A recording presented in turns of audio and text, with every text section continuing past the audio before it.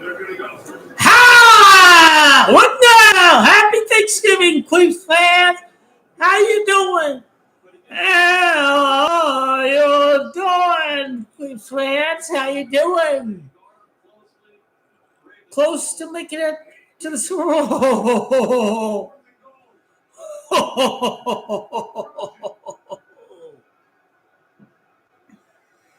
Look at Joe.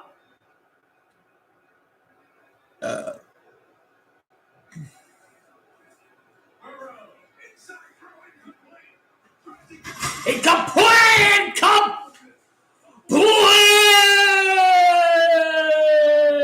How about that? How about that? Who's laughing now?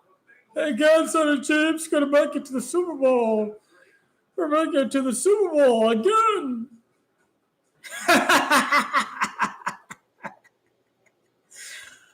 So much for that. You guys are completely wasted. If the Texans win this week against the Colts, I mean, the Chiefs may win some games, but I mean, you're fully fried against the Chargers. I mean, you're making it nowhere near the Super Bowl. The Bills have been exposed. Colts have been exposed. The Queefs have certainly been exposed last week, and this week, and the week before. Ravens are the biggest, red hottest team in football. Fourth quarter stand.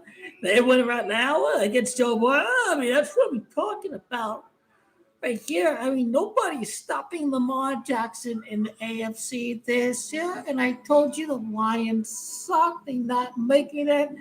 Packers are going to win. They won. They did so. Eagles are garbage. Eagles are fudge. Jalen Hurts is just a piece of fucking shit. Jordan Love is better. His wide receivers were hurt last year in the playoffs. He's a better quarterback. Packers have the better defense. They were top 6 in defense. Okay, that's a garbage fraud team. AJ Brown's trying to implode the team. He's whining and crying about, I'm not getting enough touches. I mean, he's toxic. He has turned into Terrell Owens. It's bad. It's bad. It's bad to fade whatever team I'm going with because it's very, very bad news if you're a Kansas City Queefs fan. If you're that Leo guy going with the Queefs, it's bad news. It's bad news. Very, very bad news. The Bungles at the ball at the 1 yard line. They can't even score after just running 4 straight times. You can't get 1 yard. I mean, these guys outsmart themselves. Dan Campbell is a joke. Too cute, quite frankly, on the play calling, running backwards, being too cute. Line up with their guys, just beat another guy, knock his ass down, and Dan Campbell should take some heat for his play calling. He's clearly part of the problem. I like him a lot. I like Dan Campbell, but the play calling is too cute. A 4th and 3. Running back draw up the middle on 4th and 3 to begin the third quarter. I mean, the game was rigged. Dan Campbell was a part of it. You don't run a running back draw when it's 4th and 3. Okay, that was a bad play call. It did come down to the controversial call, whatever. I mean, he had to control the ball the moment it went on Wick's hands.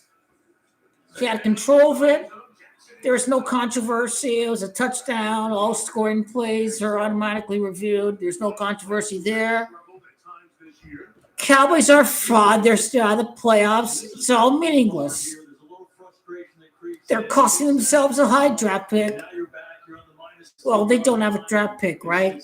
They must have given up their first round draft pick to Green Bay. So ultimately, it doesn't matter for Dallas. But they're out of the playoffs. They're not making it to the playoffs. It's like, let's see how San Francisco does against Shador. Maybe Browns cover the spread. I won't be surprised if they do.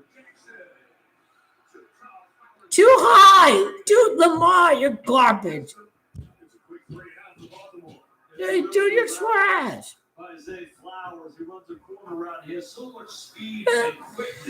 Gas station is literally a quarter mile from where I live at.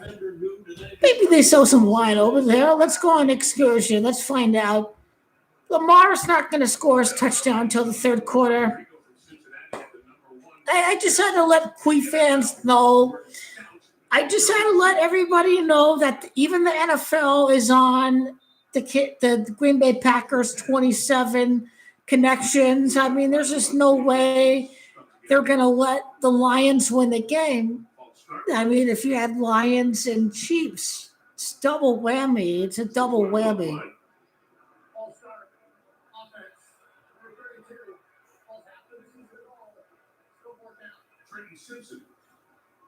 After the fourth quarter stop, Ravens going to win this. Maybe Bengals score, make it 7-6, 10-7. But Lamar, he hasn't had a rushing touchdown since he returned from injury. So I'm thinking Lamar Jackson's going to get a rushing touchdown tonight. It's a stretch. Not often does a quarterback get a rushing touchdown. But I think this is a perfect night where it's Thanksgiving, it's a holiday, it's primetime game when Lamar Jackson gets in the end zone. So, I'll be back. Happy Thanksgiving. I'm thankful for health, for family, for football, for food. There's 3 F's. There are 4 F's if you include faith, okay? I don't know how big church is on Thanksgiving, but family, faith, football. So include the faith, include the food. So those are the 4 F's. I think I'll find the bottle of wine. I let you guys find out. I will be back. How the fuck did the Queefs lose that game?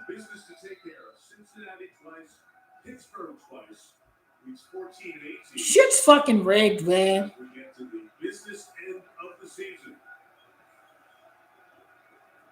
Got the Packers right. The Cowboys, they're garbage. They're so out of the playoff picture. They're fucking garbage. You know what? Let me just walk it off. I'll be back, okay? Lamar Jackson's going to punch this motherfucker in. And when Cincinnati breaks the huddle, they're going to be wearing number 1. Where is Jamar Chase? And Cincinnati does a great job moving him all over the formation. Again, he's had some monster games against these guys. Over 200-yard receiving a couple different times. So he's going to get featured throughout this game. He's got to keep an eye on him. The Ravens defense has a striped scar with number 1 on it. He has just been incredible. There's a backwards pass here, but Sample takes it into Baltimore territory to the 49-yard line, final minute here. So without T. Higgins, does it get that much easier for the Ravens defense to just double chase all that? No, you double him coming off the bus, and you just don't let him alone ever. Because again, he's so dynamic and he's so versatile. He can do so many different things with him. He can beat you with a run after catch, down the field, hand the ball. So he just needs a lot of attention. If Higgins were here or if he wasn't, it's certainly a lot harder on the Bengals than Higgins out. That number was crazy. 120 per game on average. See movement, and they get the ball start. Ball start.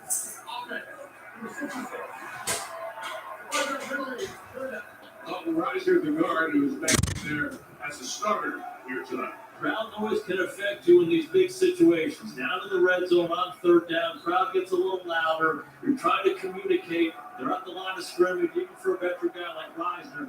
Hard to hold your water. There they are. We're on the line of scrimmage. A lot of different look from this Ravens defense. Not easy.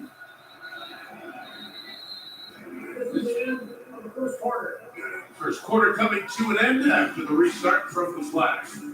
After one, here on Thanksgiving night in Baltimore, Maryland. Ravens 7, Bengals 3. Sunday Night Football on Thanksgiving night continues after these messages. So you left Mr. Fuzzy on the plane? Well, I think we all left Mr. Fuzzy on the plane. Okay, hold on, I think I got it. Of course. Okay, wait a second, I think I got it. Hear me out. Maybe he isn't really lost. What? Maybe he's just sightseeing. Look at him. Oh, yes. Maybe he went to visit some family. This is good. Okay, I got it. What if he took off on some adventures? Wait a second. Hold up. Too far. Yeah, maybe he just needed some alone time. R&R. Still, he's not been here for a while. Oh, I've got an idea. Hey, Emma. Took a little trip. Really missing you. See you in 7 to 10 business days. She's gonna love this. Hey, Emma, come check this out. Mike, I'm terrified of used car shopping and I cannot afford to overpay. Buddy, I'm always here to help. Show me, Carfox. Carfax can show up damage impacts prices so you don't have to overpay. Always look for me and shop millions of great deals at Carfax.com. It was the night before Sprite when Santa Claus came. Sprite Winter Spice Cranberry was the name of his game, and they heard him explain as he pieced up the cycle. Maybe Sprite was into all the good Sprite. Gillette Lance is just a fancy looking Fusion 5? No, it ain't. It's Gillette's best shape. And its ultra sharp blades last 50% longer. Hey, Joe, help me on my cheeks. Gillette, the best a man can get. Keeps getting better. You know, I've always found it strange. People really want to save money, but are so willing to toss their hard-earned coin into a 3-foot pool of disappointment. I want to be rich. You don't need to throw your money away. All you need is your phone. Huh. No. Go to Geico, get a quote, and you can save $900 with your phone. Look at that, it's ringing. What? What are you doing, mate? I'm going in. It feels good to save some coin. It feels good to Geico. Tonight's Thanksgiving sights are provided by Nationwide. They happen all around the country this morning. Turkey Trots, this one in Towson, 3,500 participants. It's the Y Turkey Trot. They raised almost $1 million to support the work of the Y across the region. All those folks earned their seconds. So good. Second quarter begins, 3rd and 11 for Joe Burrow and the Bengals. 3-5, Burrow protected and has to escape on the run to Chase for 2 downs for the first down. There's that combination, Burrow to Chase. And again, this was the big question of the game. Joe Burrow coming back in his mobility. He's got a great feel in the pocket. Looking down the field, he goes to his right, keeps the eyes up, and makes a great throw. And one of the concerns was, look at him, he's so good. It's like textbook. It's like clinic real how he holds the ball in his movements. But moving to the right with the injury to the left toe was a question. Looked pretty good right there. First and 10, Burrow out of the pocket, throws, sideline, incomplete. Trying to get that to his tight end. For example, what were you just talking about with his ball and the way he protects it, textbook? It's just so good. You know, as a coach, you preach all the time, 2 hands on the ball. Keep the ball across your number. But it's hard when the game happens. You naturally want to do this. But you watch Joe Burrow all the time. It's always here. It's always here. Sometimes he uses the momentum to get up in the pocket. But 2 hands are always on the ball. If you're a young quarterback, watch this guy play. It's a clinic reel. Go out tomorrow. Yeah, absolutely. Keep an eye on him tonight. Take that to the field tomorrow. Burrow. And his mechanics. He running the run to the ring. Samachi to the 35-yard line. And Jason, when we talked to him about that, you studied quarterbacks, played the position, obviously. He has such pride in those mechanics, taking it from the practice field to the game. No doubt. I've worked on it as a quarterback. I've coached it hard as a quarterback coach. And oftentimes it doesn't translate. And he kind of looked at me, he's like, hey, I practice it and I take it to the game. That's what I do. And it is. It's what he does. He's the best in the business at it. Here, facing 3rd and 4.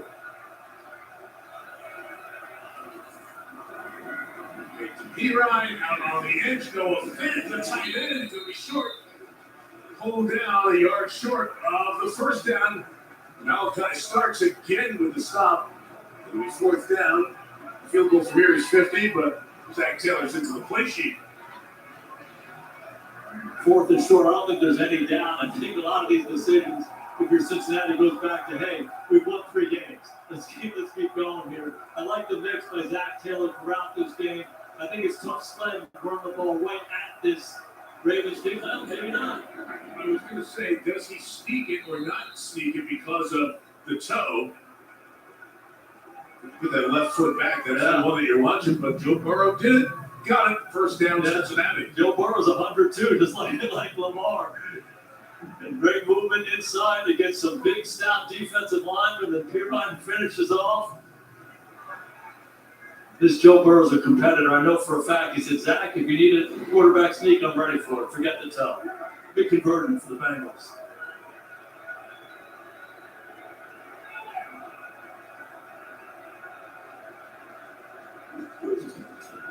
Ravens bring extra rusher behind Chase. We give that no. Incomplete. He came back easy calls and went down to the turf. My second time tonight, though, it seemed Burrow and Chase be a little bit off. He asked me earlier about being a little rusty. You typically don't see this. Ravens brought a little pressure. They played some zone behind it, and typically that ball goes right into his face mask. They missed a couple times. Don't worry, he's going to keep coming to him. Actually, that started when Joe transferred from Ohio State to LSU. Jamar was there. Justin Jefferson was there. A lot of early mornings. That trio out on the field was getting on the same page, carrying over to the NFL. Burrow shot to the end zone to Tinsley, who slowed down. Tinsley got open against Humphrey and the coverage. He throttled down the young receiver and really had an opportunity there for 6. He sure did. The corner outside Humphrey comes off on the outside breaking route. Tinsley runs right by him, and you just got to keep running. When Joe Burrow is your quarterback, everybody's alive on every play. He sees the weakness of the defense and takes advantage of it. Tinsley's going to learn from that experience. That will never happen again. 3rd and 10. All kinds of trouble shuffling it forward to get 5 out of it with P-Ryan as the pressure came. Kyle Hamilton lassos down P-Ryan, and if you keep a field goal here, it's a 1-point game. You get something out of these drives, and they will. Now look at this. They're trying to go fast. They're trying to throw a quick screen. He has to move. So any concern about that toe, for me, goes away. I mean, talk about having to be spontaneous, and then he's always so accurate. You don't think the kicker doesn't appreciate those 5 yards. Yeah, he took away the first one. He made up the second one. It's a great play not to throw it into harm's way. Evan McPherson from 42.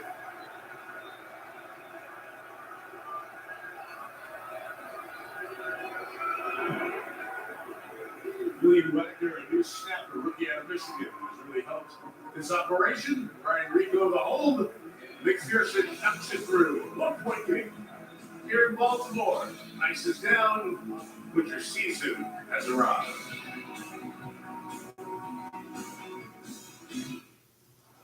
Hon, did you have the casseroles? Yeah, vaccine.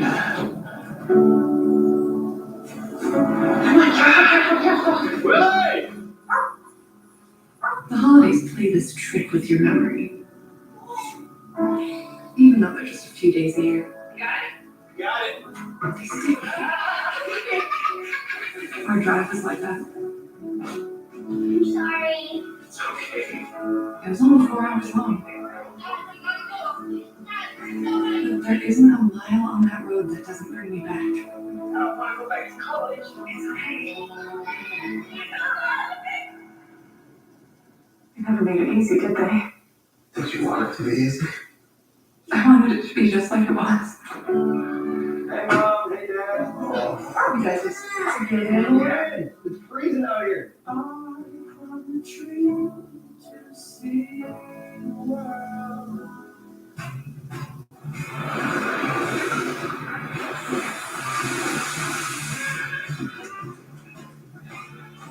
superior smooth taste, worth flavor. Michelob Ultra, superior light beer. holiday, Verizon's got the craziest deal at iPhone 17 Pro, iPad, and Apple Watch. All on them. No getting it if you're naughty. Get iPhone 17 Pro or Pro Max, iPad, and Apple Watch, all for $0. No trade-in needed. If Nationwide can be a great insurance and financial services company, what's stopping you from being so much more than one thing? And that question is what inspired me to create the Motivating Network. All right, ready? Let's hear it now. Motivate others through insurance and financial services. I get emotional saying it. Via acronyms that include Nationwide. How you try? For your insurance and financial needs, Nationwide is on your side.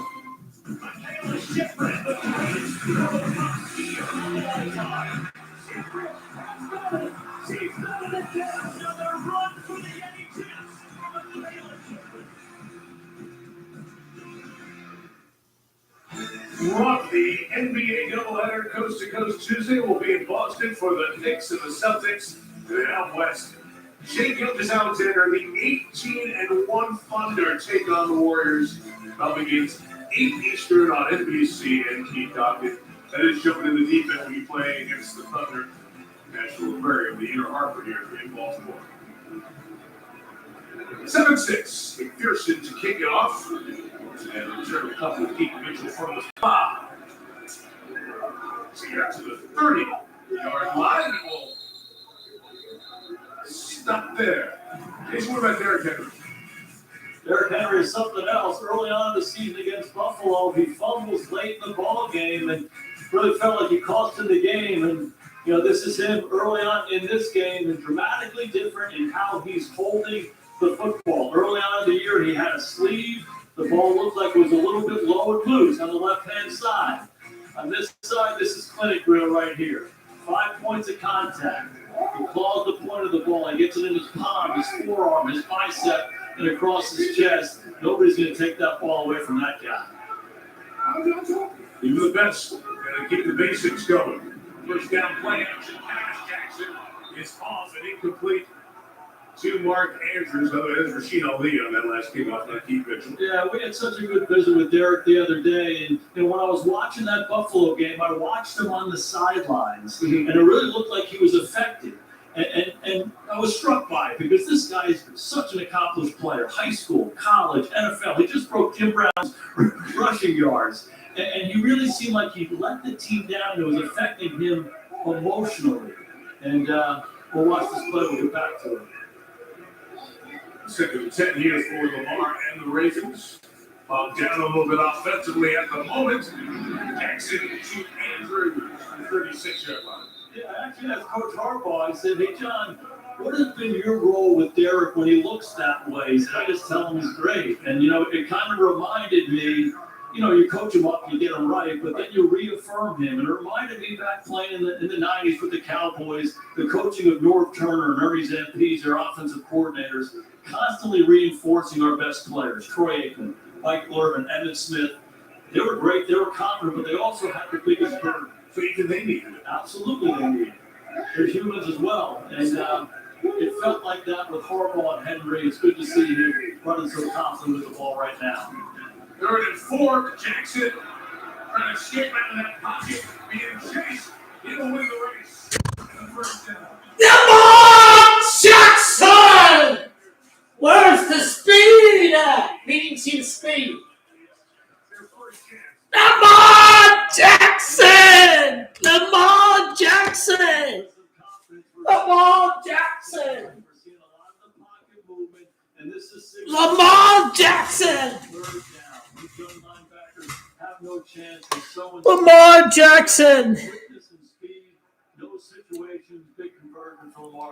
There's no wine at that gas station, by the way. A quarter mile away. Come on! Straight through the hands. Come on. Mickey's malt liquor. I can't remember the last time I had a beer. I always drink wine. But this is a beer night. I drove back from Tucson / Marana, hour and a half away down south from Phoenix area.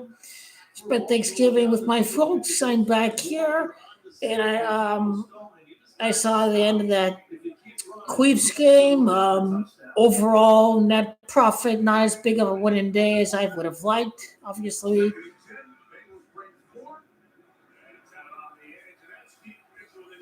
Lamar Jackson rushing touchdown.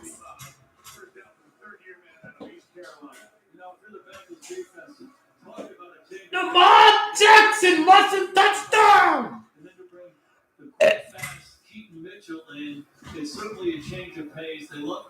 Fuck that gas station. They should sell some wine over there. Really, it's awful.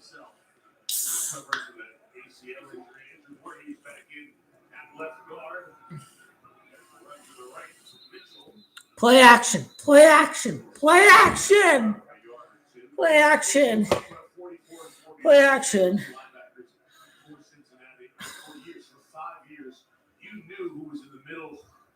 Defense. And Logan Wilson and Jermaine Pratt, they made so Play much action. Wilson was traded to Dallas. Pratt left in the offseason, went to Vegas where he was waived. Now he's within. I had Prosecco. I had Red Blend. We're not done yet. I have a dry December coming up, but today ain't done yet. I got some burritos tomorrow.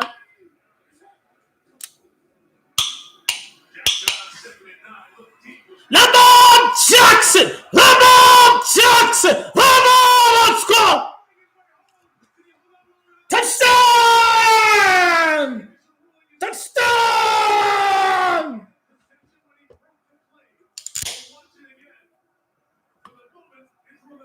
What the fuck are you talking about, Mike Tirico? That was a touchdown. That was a touchdown.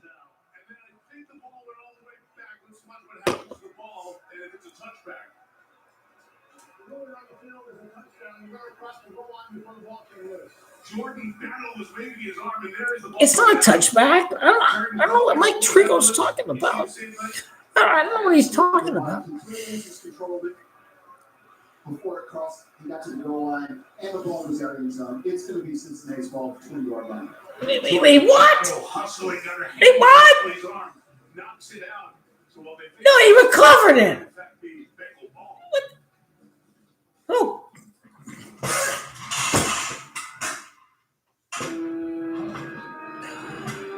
Mr. Rich, I need your help. Oh my God. I'm glad I placed Cincy plus 6.5. But still. Oh, it was in the end zone. Oh my God. It was in the end zone. It was in the end zone. It was in the end zone. It was in the end zone.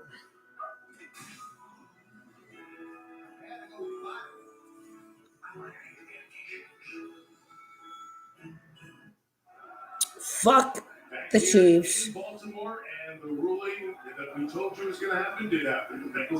They're garbage. They're terrible. They're garbage. They're no good for nothing. If this goes for all the Kansas City Queefs fans out there who thought you were winning the Super Bowl, you're not winning fuck all this year. You're not the same team in close games as last year. It's a different team. When the new season changes, you're a completely different team. You're not the same team from last year.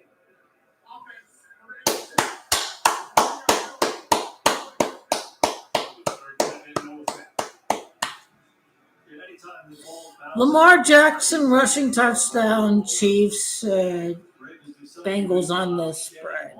Bengals on the spread.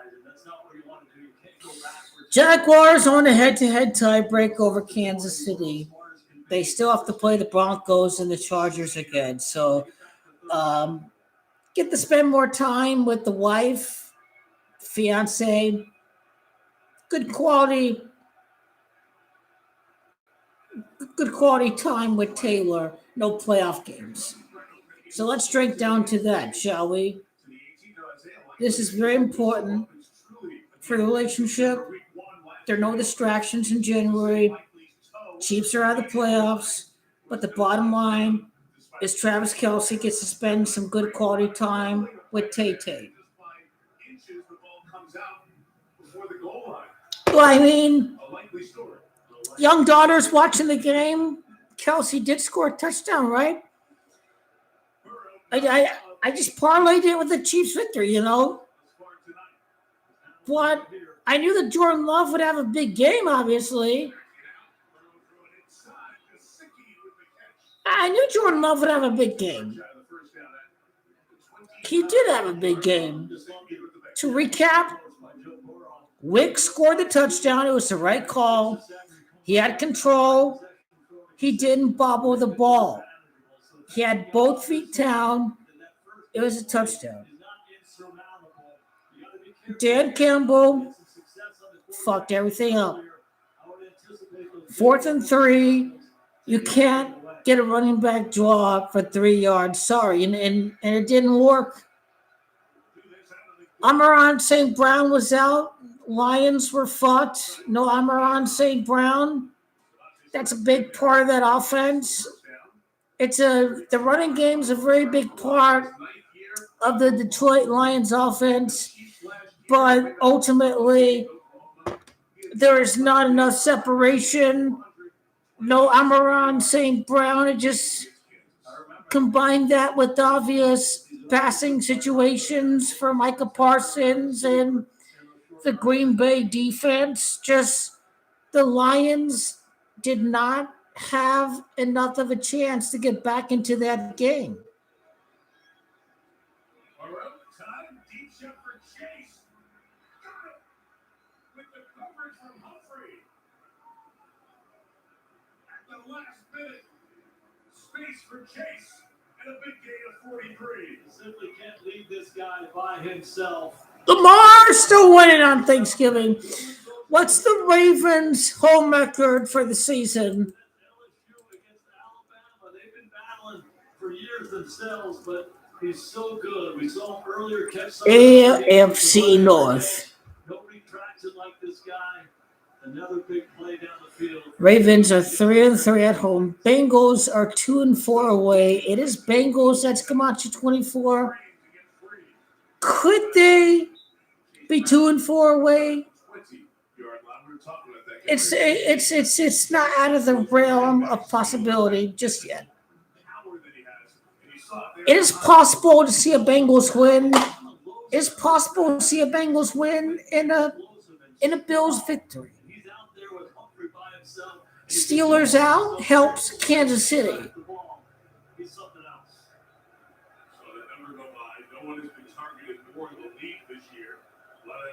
I have to go Texans to win this week, so Texans are suddenly alive in playoff competition.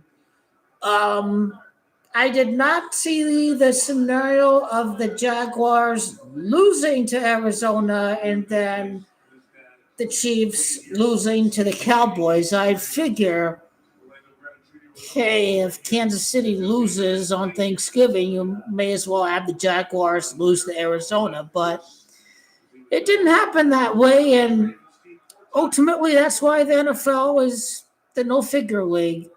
NFL is no-figure league. Games are rigged every single weekend. Raven defense is stepping up. There are no touchdowns for Cincinnati. This Ravens defense has held opponents to under 20 points in the last 6 games. They're not allowing touchdowns. They're allowing field goal attempts, and they stopped him 1st and goal at the 1. So I liked how the Raven defense played with Jamar Chase and Burrow.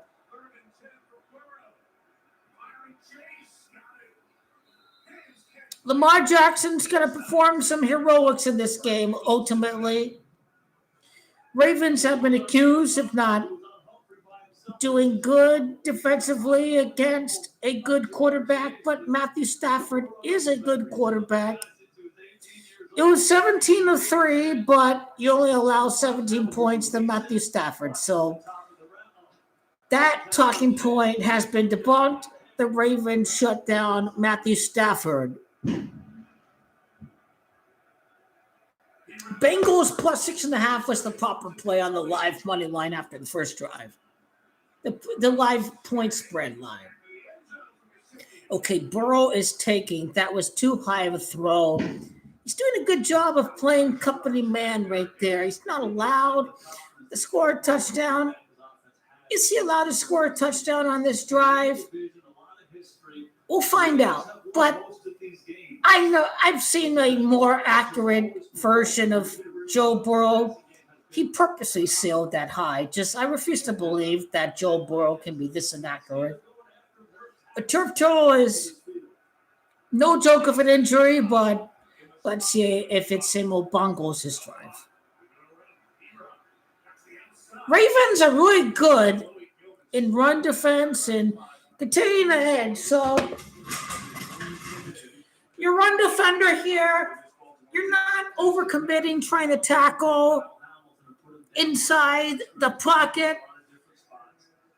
When you're a run defender for Baltimore, you're containing that edge. You're not allowing him to break outside. So playing sideways, you're containing the runner.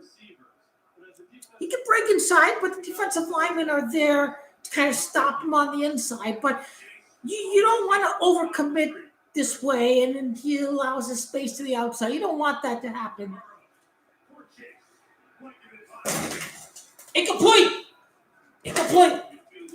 Now, as that run defense is concerned, your run defender contain the edge. Don't allow him to beat you through the outside, through the sideline. You want him to commit inside to where your run stoppers are there to push the line forward. We've seen this Raven defense here with Ray Lewis and Terrell Suggs. They're very fundamentally sound. They know you're not, no matter what, you're not going to run the ball beating the Ravens on the outside. They're here to contain the edge. They're very good positioning right there. You're just not going to overcommit forward behind the backfield. You're going to contain the edge. He's not going to beat you on the outside right there. When teams overcommit, the outside opens up. That's what the Ravens do very well in run defense.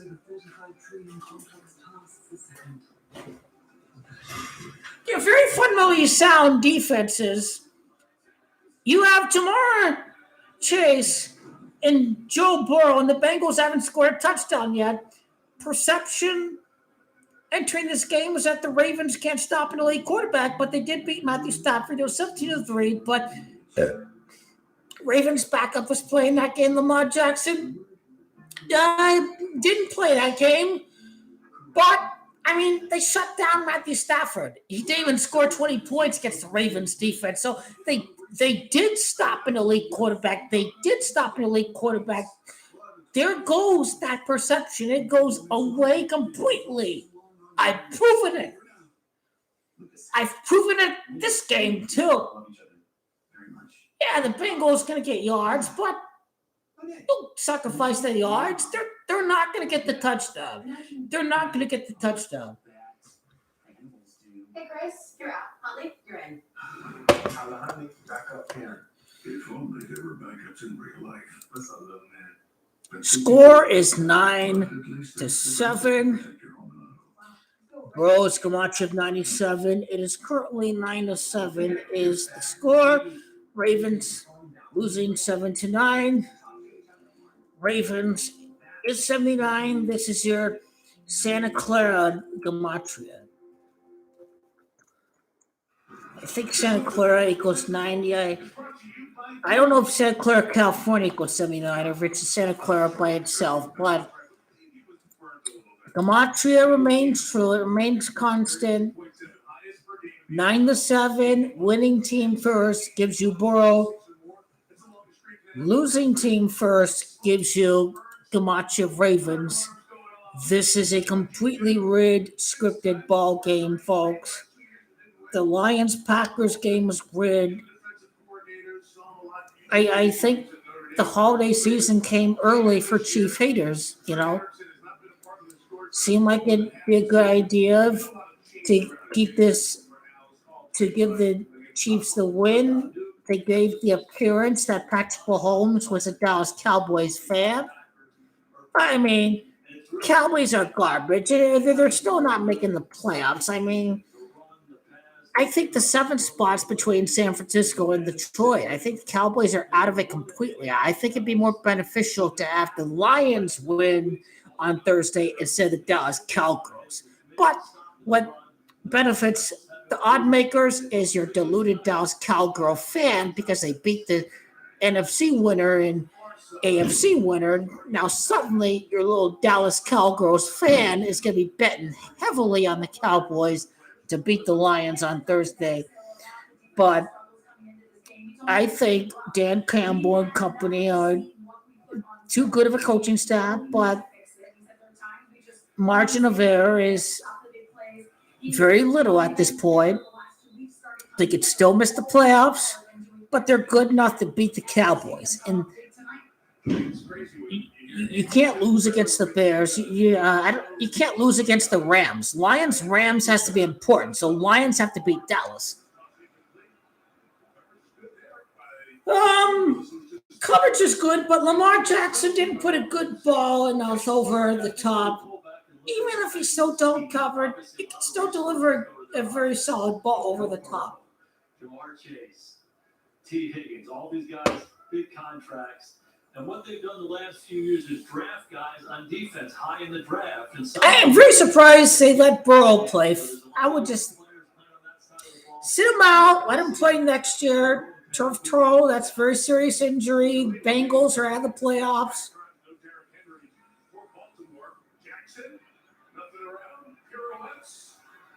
No one wants to tackle Lamar Jackson. And he gets Isaiah Likely. Ravens are in field goal position now. Lamar Jackson keeping it alive for Isaiah Likely. He is able to develop his route, give Lamar Jackson a chance, cut mid-center field, give Lamar a chance. Good job by Likely, good job by Lamar to keep the play alive. Good work between the quarterback, extending the play, wide receiver, keeping the route alive. I guess we're at the 2-minute warning. That's why they're just stopping to play. Is this Lamar Jackson rushing touchdown going to hit? Bengals plus 6.5 and Lamar Jackson score a touchdown. You know, in case if Ravens money line is worthless. It's minus 400. Okay. Bengals keep it alive. They give us a good day, whatever. Oh, we finally have 3 good games. So we did have 3 good games. They all went to the wire. Lamar Jackson can win the Ravens' 36th playoff win this year. And the ball's at the Bungles' 36-yard line.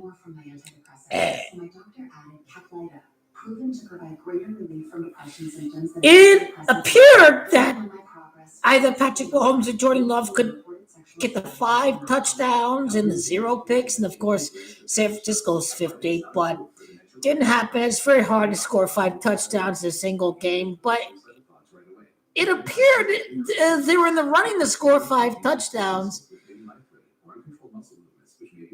I guess don't parlay the Chiefs money line with, Travis Kelce, because, the Chiefs law, I mean, both Cowboys games fake. But Lions must be alive in playoff contention when they play Matthew Stafford in the Rams. So by that condition criteria, number 1, Lions must beat Dallas. Lions must stay alive. They must play the Rams vying for a playoff spot. Maybe Matthew Stafford gives the Lions the playoff spot. So it may appear the Lions are out of the playoffs. I don't think they are. Who knows if Shedeur Sanders surprises and suddenly things are very interesting. I mean, there's no Nick Bosa. You never know. You never know what could happen. A team that's losing You need to have a dog factor. You're not going to win unless if you have swagger and confidence. And Shador Sanders,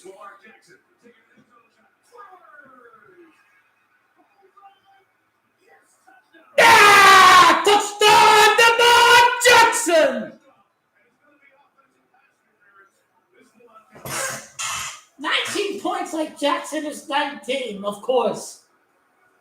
Of course. 19 points like Jackson is 19. Ring, call. Good thing I had bungles on the spread. That's a very, very bad call. Lamar Jackson must rush in the end zone. I had Bengals plus 6.5. I knew it. Bengals plus 6.5. I knew it. You're just keeping the game close, you little sucker. You know he has a turf toe, and the Bengals offensive line is a joke. Oh, 1st and 20. They still have a chance. It's 1 minute 54. 3 timeouts, I think. 2 timeouts.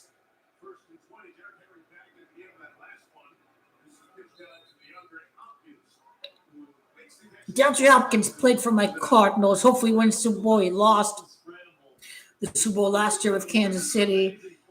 He faded the Queefs. Thank goodness for Dre. He faded Kansas City. He's on a Super Bowl team, the Baltimore Ravens. Thank goodness for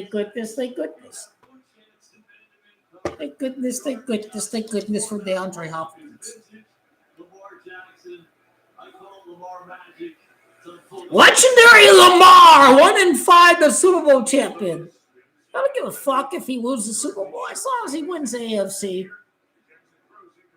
They were 10-1 to win the AFC, I think 5 weeks ago when they were 1-5. The Queefs lost, so the Ravens lost. They're the Ravens' odds. The payout has lowered because of the Queefs loss today. So, Queefs are winning. Ravens are at the playoffs. So, look at you guys. Look at you. Who's laughing now?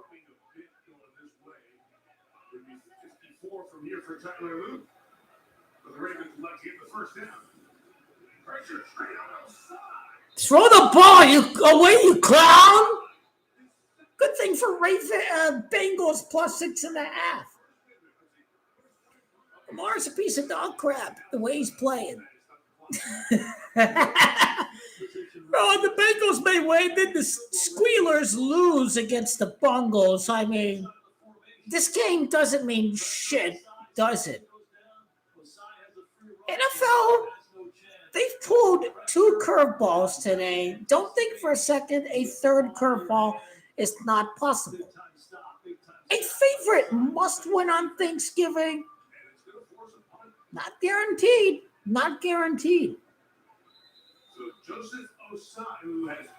But Burrow's been out of it. Lamar's been out of it. Close game.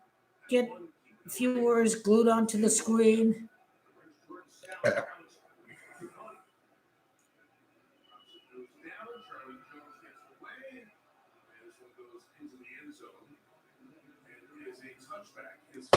Steelers are garbage. If Aaron Rodgers plays next week, he's losing to legendary Lamar. But it's true. We still have the 3rd and 4th quarters, too. Let's keep that in mind. I think the purple sunglasses. The Ravens purple.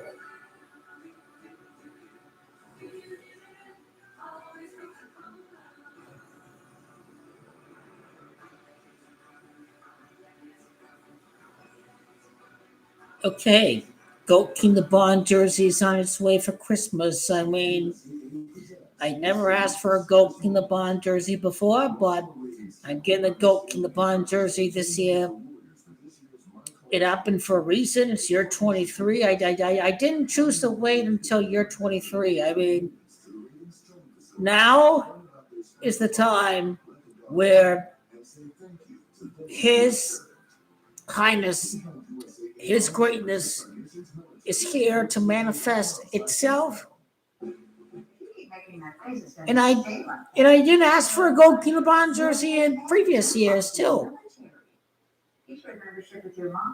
But the time is now for greatness. My kids can't hide anything from me. In the Bryce James Arizona jersey, I know there's a great chance to be in the Final Four this year. Even if they fail this year, Bryce gonna play next year. We will be in the Final Four next year. We will be in the Final Four.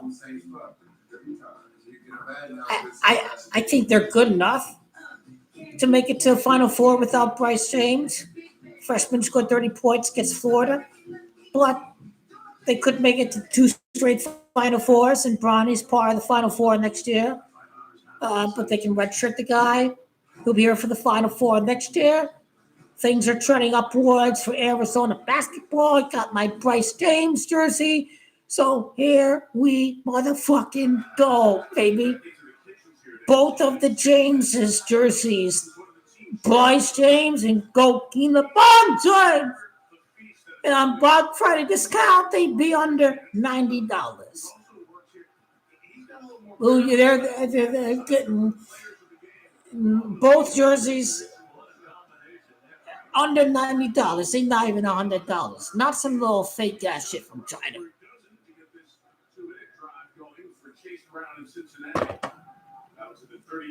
So, yep. And then the last thing for Christmas is the championship for the Lakers in the month of June, obviously.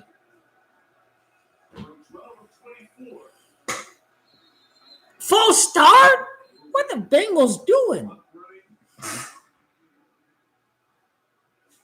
They're inside of 2. And the officiating crew sorted out here.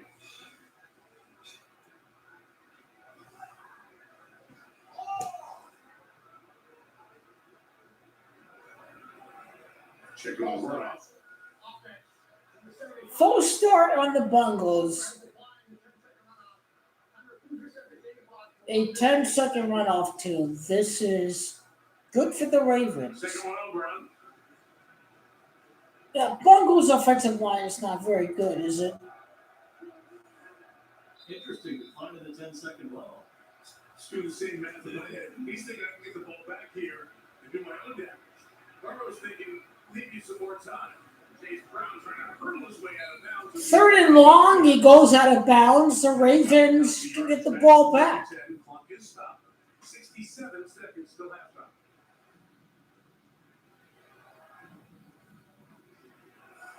Yeah, second down here, and Burrow does such a good job in these situations. They started with the run, a high percentage throw. The biggest thing you want to do is get the drive started, get a little momentum, and get this defense on their heels. Chase one receiver at the top for the second down. Burrow hanging in there, throwing it in the middle of this, caught by Tinsley at the 47-yard line. So Mitch Tinsley comes up with the catch, and Cincinnati will take timeout here.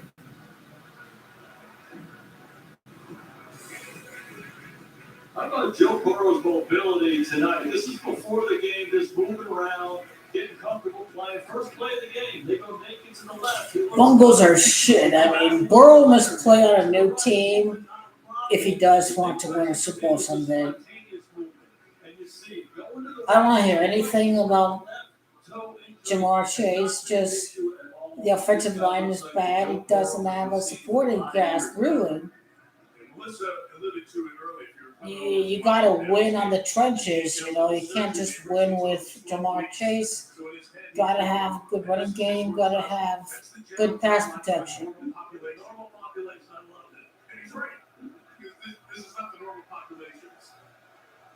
The rehab, it's the great medical, but it's also a world-class athlete, top of the list. He's not normal in any way. Pressure coming, picked up, sideline shot. Out of bounds. Going to the ground by Tinsley, so it's incomplete. Got it in front of Chiaman Wusier, but didn't complete the catch at its second attempt. Yeah, something to notice about Baltimore, not afraid to bring pressure in 2-minute situations. And again, the variety of looks, they communicate it well, and they still heat it up. The Chiefs are going to miss the playoffs. Answers are doing a good job getting the ball out. See Roquan Smith, man in the middle. Andy Reid may as well retire too. He reaches peak. Second and 10. Burrow gets out, throws it incomplete. Pull up on a dime there to try to stop and throw. Tinsley couldn't get to it. Trenton Simpson was bringing the heat. Here comes third down. Good, that worked out well for him there. You know, something we've seen Cincinnati do here. This is Burrow here. You can see the movement. The last thing you want to do is complete that pass and get a tackle in this situation. So, a good incompletion. Good job by the Raven defense, fostering a bungle offensive line. It's now 3rd and 10 from the 46-yard line. Ravens bring extra body. Burrow. Chase. Wusier with the coverage. Incomplete. The Ravens get the ball back for you in the half.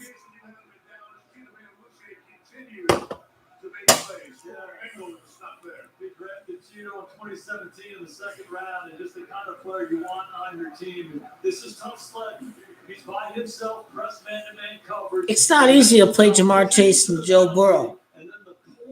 They are 2-0 for the season. Going for 3-0, but they could lose their first game together against the Ravens.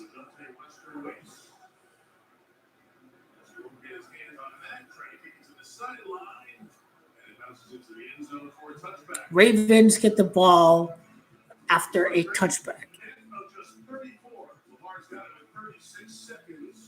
36 seconds, a 36 playoff win in Ravens history to win the Super Bowl. That's what the 36 is about right there. That's what it is about right there. They're going to be in the Super Bowl. It's not going to be your fraud bills. It's not going to be the Kansas City Queefs. I've told you all season long, Ravens are winning the AFC. Who's laughing now? You are. After vacation, you just another house. Having insurance isn't the same as having State Farm. It's like getting the strength of this king, but getting that king. And they believe in the team. Sure. Like a good neighbor, State Farm is there. Hey, co-pilot. Hey, co-pilot. Hey, co-pilot. Show me how to sing my holiday lights to my music. Let's walk through it together. Hey, co-pilot. Where are we supposed to go? Keep talking to the computer. Help me figure out these instructions. What is this recipe on my screen so it feeds slow? 14. All right, everyone. Happy Thanksgiving. I hope you're having a very good Thanksgiving day here. Hopefully you're spending.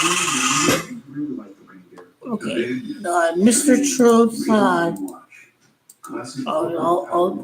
I'll show you his video.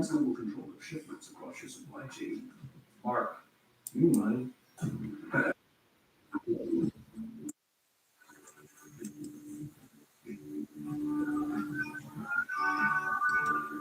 Queefs are out of the playoffs. Their loser bandwagon fan base has all but imploded. They were laughing at the Ravens, but very little did they realize we are all laughing at you, Kansas City. You're out of the playoffs. Fraud. Out of playoffs completely, Kansas City, you queen. Not once I predict this motherfucking team to win the goddamn Super Bowl, Kansas City Queefs. I'm the GOAT because I predicted the Chiefs to win 57 and 58. I had him last year's Super Bowl. I told you they had 0 chance of making the Super Bowl this year. That's why I'm the GOAT of football. That's why you listen to me about football. That's why go keep bomb up, prophecy coming true in basketball is because I am the GOAT. Nobody can hold a candle or come close to what I've been doing over here.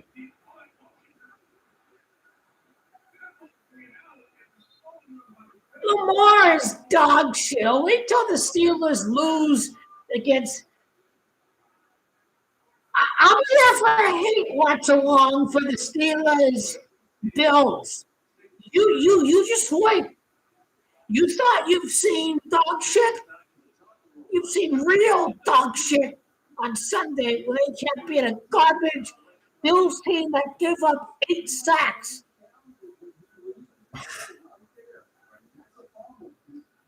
What is this sack of shit Lamar Jackson's doing? Yeah, boom! What is he doing? What is he doing? Someone explain what is he doing? I have Bengals on the spread. I am just saying that I had the Bengals on the spread. Lamar, you are a piece of shit. You're making things worse for black quarterbacks. You're not helping the cause, Lamar. You're not helping the cause. My power is taking over on Thanksgiving night. You're not helping the cause. Hold on to a field goal, 12-7, like Joe Burrow's 27, I think.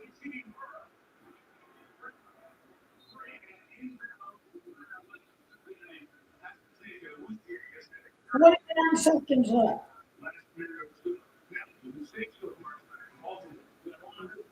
I am not a moron. I took the Bengals plus 6.5. So this counts as a win in the world of betting football. Lamar Jackson's going to run it in on Thanksgiving night. I am waiting, obviously, until the second half, the third and fourth quarters. This result means nothing for the Ravens. They're still in first place. The Steelers are dog shit, remember. They'll lose against the Bills. The Ravens are in first place.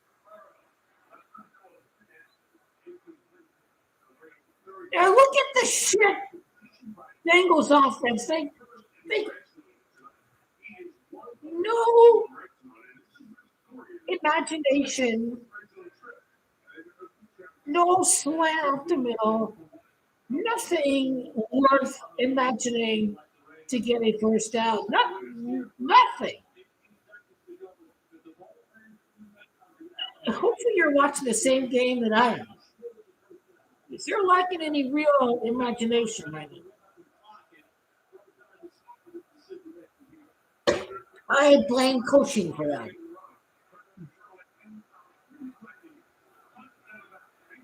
And he is out of bounds. That was an elite throw by Joe Burrow, but good positioning by the Ravens defensive back to where the Bengals receiver didn't have enough room to catch the ball inbound. So right there, it's good positioning by the Ravens defensive back. He fights for the ball.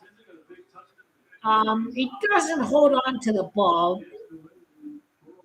It hits the chalk. He doesn't secure it. Didn't give up on the play, obviously. Lions defensive back doesn't give up on Wicks, but Wicks did a great job to get both feet in bounds for that first touchdown for the Packers today. 12-7, I honestly can say I am not surprised whatsoever. 12-7 gives you 19 points, and Jackson is 19. A Thanksgiving game with Jackson, 19 points, 12-7. But it doesn't stop there at all, does it?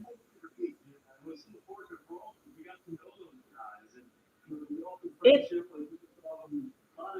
doesn't stop there, does it? As a player and as a coach, he was certainly a mentor to me. And we had a It one does really not stop there.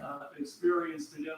Lamar Jackson is leading a comeback in this game.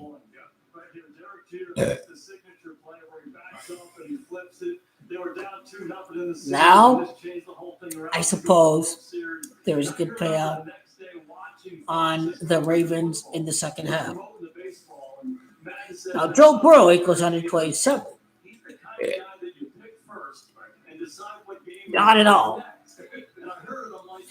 Joe Burrow's 127. It's 12-7. It's a red game. But Ravens can take the lead to be 12-13 and 25 points in the game, such as Ravens is 25 in the Bay Area. The Bay does equal 25. Ravens score a touchdown. I still dig the Lamar Jackson rushing touchdown. Bengals plus 6.5 was a perfect play. It's working. It's working so far. It's working. And all because the money line didn't pay shit. And the money line doesn't really reflect who's playing quarterback for the Bengals. Doesn't, like, they minus 400 to beat Jamar Chase and Joe Burrow. I mean, these guys are too talented for the money line to be minus 400. So may as well take the value on the plus 6.5 on the Bengals, and it's working. It's working. It's working. It's working.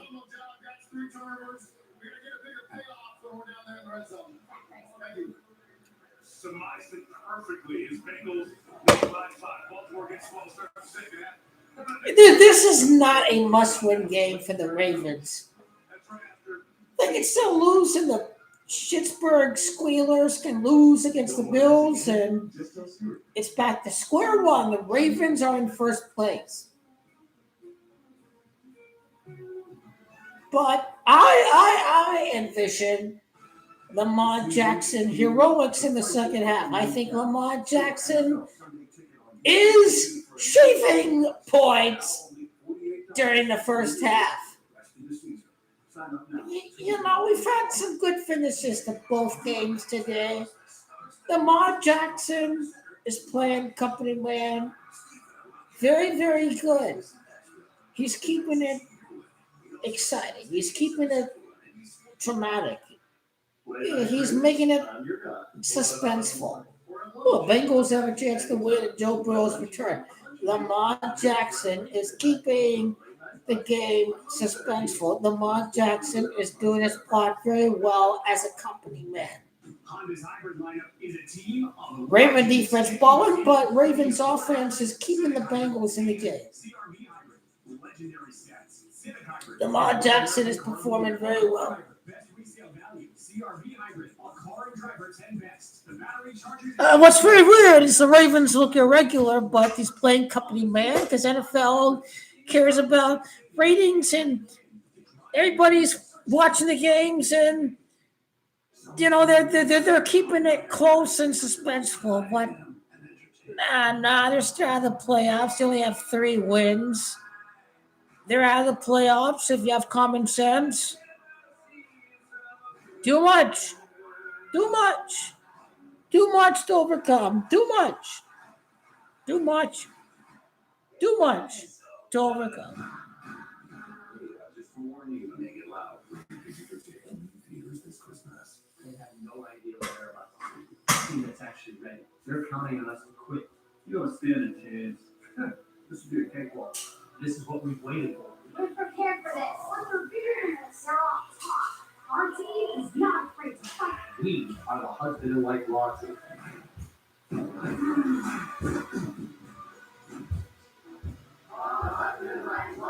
That was great, Alexis. I didn't even get hit this year. When a quiet night of downtime becomes a chance to catch up, stay in the moment with everybody's favorites from McDonald's delivered right to your door. Say yes to their delivery. Ba-da-ba-ba-ba.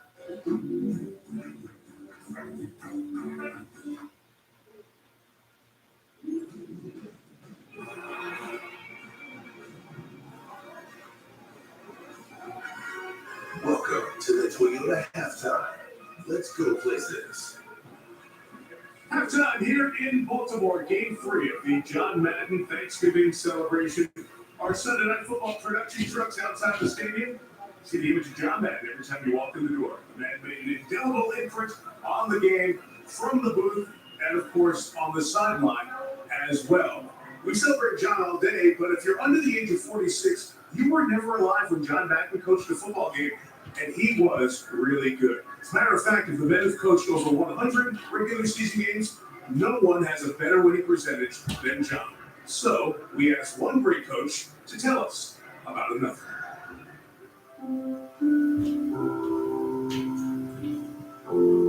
I'd like to tell you a story about one of my favorite people ever.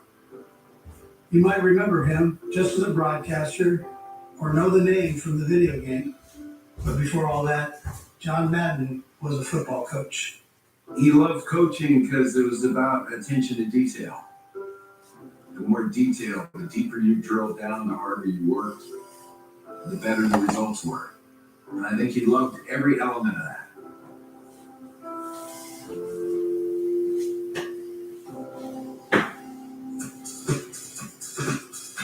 John was always a teacher, going all the way back to 1964, when he coached the defense at San Diego State, and a kid named Joe Gibbs ran errands for him. Whenever he wanted to go someplace, I drove him. And to be quite truthful, I learned so much from Coach Madden. He was very competitive. I don't care if it was a scrimmage on Wednesdays or the game. He wanted to win.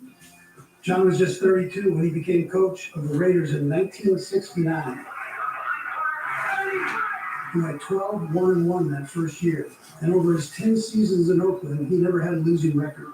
It was the start of the Raider mystique, with big hits and even bigger personalities. Everybody in the league wanted to be a Raider, and that was 100% John Madden. I think he recognized talent. Lay down, they strike! It was a fun atmosphere. Delighted that he's here tonight. Please welcome Mr. John Madden. Coach also had a great sense of humor, even when he tried to motivate his team. And the last thing I always said was, don't worry about the horse being blind, just load the wagon. Yeah, like I have no idea what it meant, but my guys like it. Yeah, they go, yeah. For me, that, no matter what happens, you go out and you play hard, and good things are going to happen for you. And John was doing something to become the best football player. He was trying to do the right things.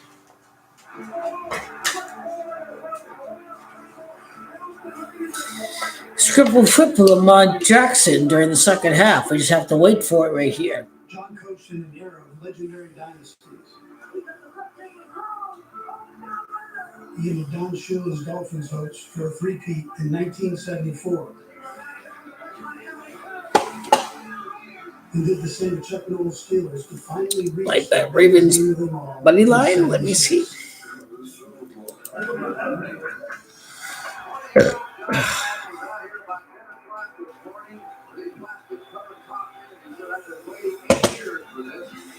Before the Super Bowl, John looked around the room and he said, "This will be the biggest single event in any of your lives, as long as you win. Let's go." Fuck the Chiefs. Fuck Patrick Mahomes. Fuck Kansas City. Fuck it all. He's got a Super Bowl ring that says world champion. They ain't worth the shit. That's the thing that he always said. He says, boy, once you get that, they can never take it away. Nah, they're out of the playoffs. They have zero chance of winning the Super Bowl, let alone the AFC. He jumped right into TV and never looked back. How does this impact the future odds of the AFC? Because I was an old offensive lineman like him. The Queefs are out of the playoffs altogether. They're fully coached. They're fully finished. But I'm surprised the Ravens are plus 480, the Colts are plus 475. So Quite frankly, all you little bums can shove that up your fucking ass, quite frankly, because now they're number 2 in the conference. You can shove that up your ass, motherfucker. Oh, they're 1-5. Who's laughing now? Who's laughing now? Who said they'd be in the playoffs? Ask Clown. Who the high IQ brains now? Well, where are the Queefs at now? It's a double whammy all around. You have a quarterback who's hurt, who doesn't even care anymore. Aaron Rodgers doesn't even care anymore, quite frankly. He is fully cooked. He's finished. This is what he is. He is finished.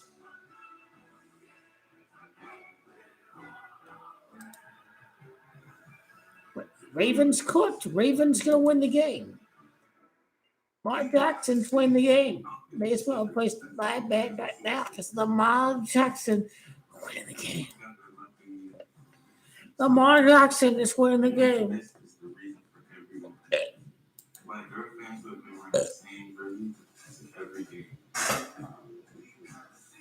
Ravens defense gets it done. I do.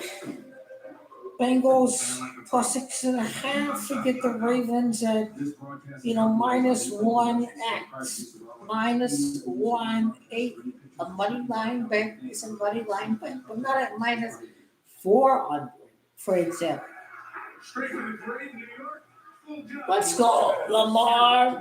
Let's go. Lamar's getting in the end zone. He's getting a touchdown.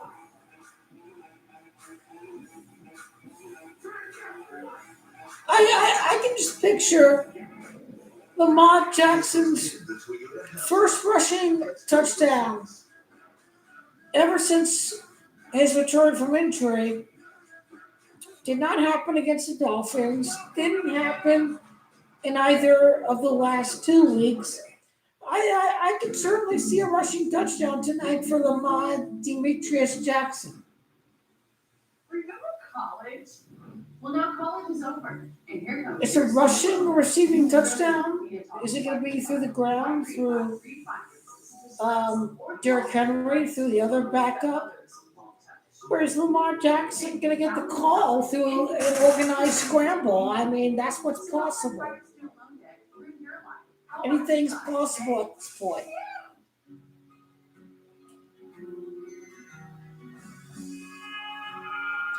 Anything is possible. Why do we do it? For these moments. To be grateful and focus on what we have. To reflect on what truly matters. In the blur of life, we often take our blessings. How many losses is that Joe Burrow? Choose gratitude. Have a blessed Thanksgiving from all of us at Shields. While medicine's greatest advancements look like the latest sci-fi, one of our most powerful tools is far more simple, more human. It's a calling to connect with purpose. That's how we're evolving healthcare. Joe Burrow could lose his 33rd game against the Cleveland franchise. Cleveland 33. There's 33 points during the week 1 game, if I'm not mistaken, 17-16. Bengals, Browns. Could we see a 33rd loss against the Cleveland franchise technically? Because the Ravens were not an expansion team. They came over from Cleveland. So that's what is at stake during the second half of this game is a 33rd loss for Joe Burrow against the Cleveland team. That is the Ravens, a.k.a. Old Browns. That is what is at stake. That's why I'm proud to represent the National Medal of Honor Museum Foundation. You lift up families, you lift up communities. That's why I started the Lmfao Foundation. I started Dion's Dreamers to lift up kids that need help. We go to hospitals, we give bikes away, we had pizza parties, we had basketball games. Give an opportunity, give a mentorship, pouring back into those who poured into me. I'm lighting that so the next generation can find their own way. I will continue to make my community a better place. Running towards a better future.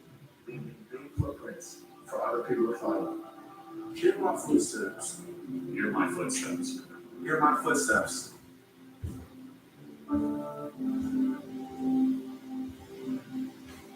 This is my cause, and these are my cleats.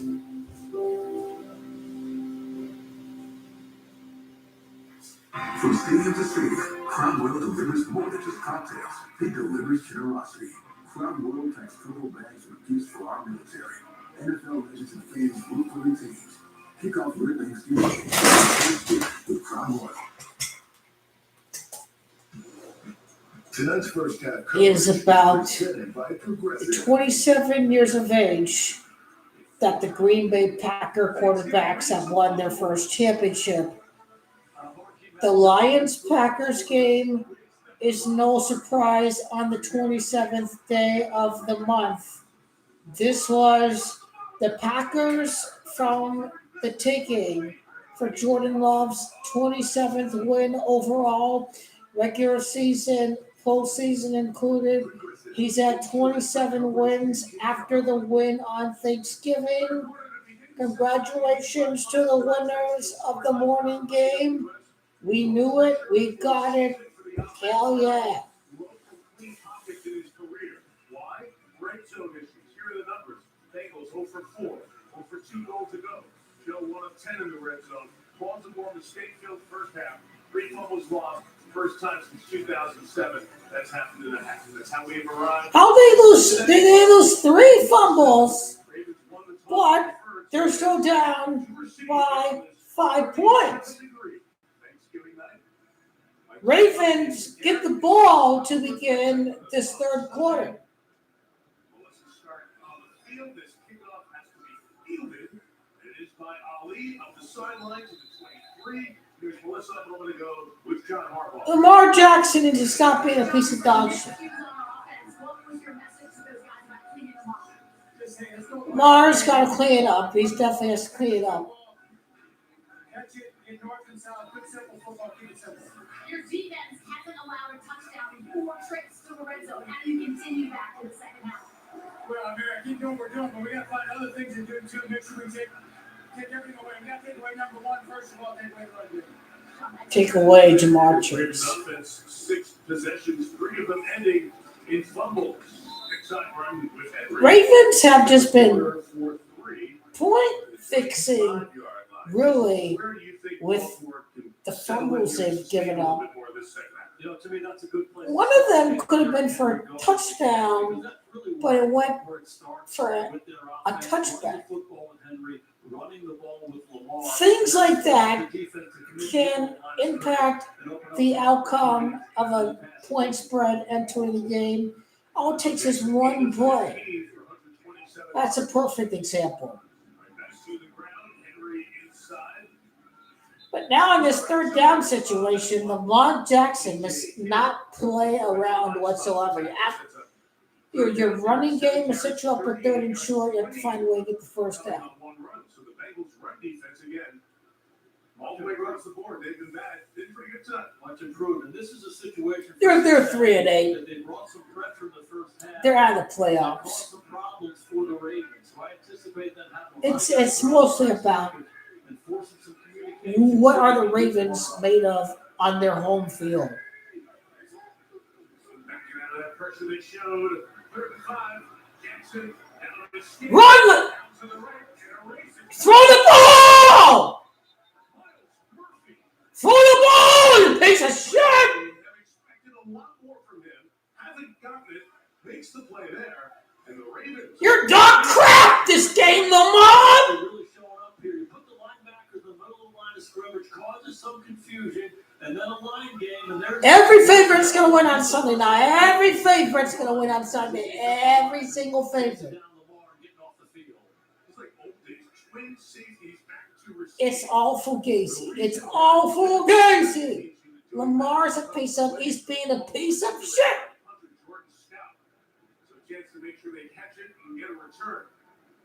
Steelers suck. The Bills are still going to win. Great move there as it's returning by Tinsley. So instead of hitting it, Lamar's a piece of dog shit. Oh. Broncos kick field goal. Lamar gets touchdown. He gets 2-point conversion.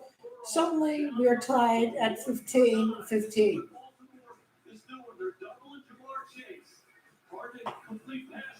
This is white supremacy. White man Joe Burrow must beat Blackie Lamar. Yeah, the Bengals don't have a team. That's the thing.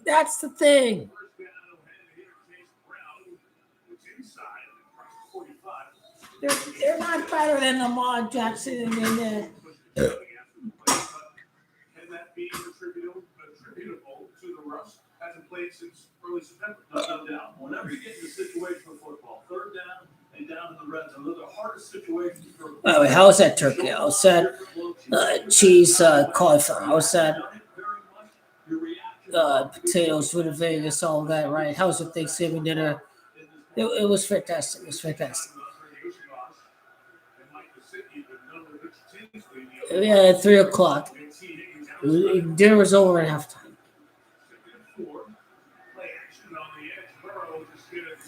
He just drops the ball and throws it away. Well, what is that? What is that? Scripted, choreographed garbage. Rigged by corporatists, elites, NFL owners, rigged. Guys get paid millions to throw football games.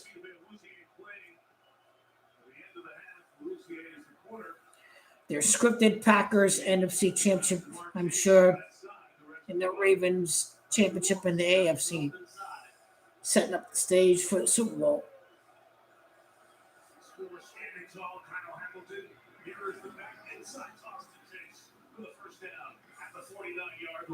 Bengals spread. Yeah. And this is Hamilton up inside, and it just forces this Bengal offensive line to just sort it out. This time he drops and covers P-Ryan in coverage. And on the other side, you get Chase running around on Louisiana. It's a tough down for Cheeto. Lamar's pretty good around those slants. Can't let Blackie beat Burrow. Red white supremacist ritual.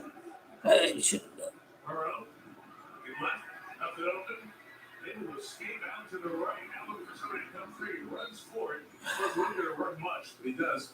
He gets 3 there. Yeah, this is a really good sequence before the snap. Baltimore was up in there. They're going to play covers here. You can hear Joe Burrow say 0-0-0. Steelers are garbage. The Bills are going to beat the garbage Steelers. Yeah, they're lucky to play in the NFC North. Both the Ravens and the Steelers. Hardest team in football, Joe Burrow's return.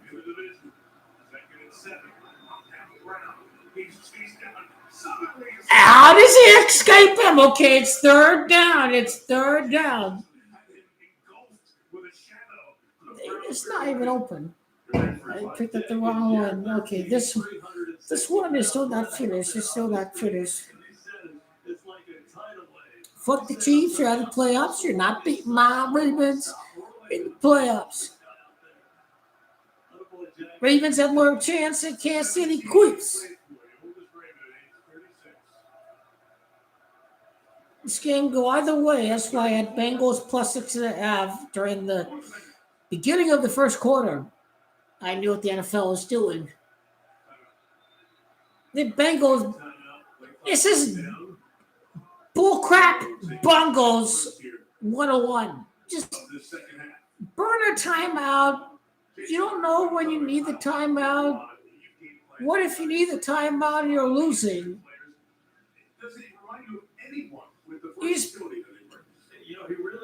It's being set up against the Bungles. I mean, if the Ravens take the lead and suddenly you don't have a timeout to burn to stop the clock, it's going to hurt you.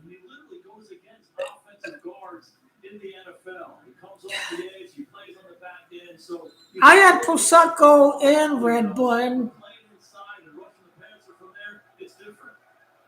That's why he's a check where he is, and then you got to figure out what is he going to do once I find him. There he is, right in the middle of the mix.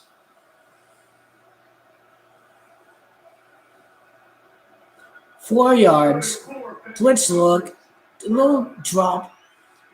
They can't tackle him. Oh, pass interference. This is not a must-win game for the Ravens. White ref, white supremacy. White supremacy. White guy must not lose to Lamar. Mahomes counts as black according to many Americans' definition of blackness or whiteness. Some white supremacist shit with Joe Burrow. I like him. I knew the Bengals don't have a chance of winning. What do you think about that one, Tara? Exactly right. 6 yards before the ball gets there, defensive pass. No. Referee decided we're not going to let the black quarterback come back into the white man.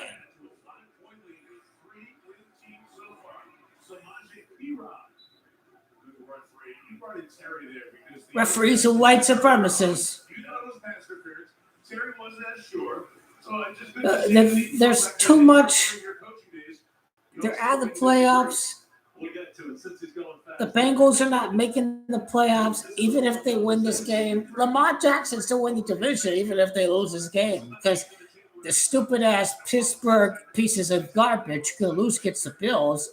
I'll be here trolling them all Sunday, literally. You think this is the end? Think again.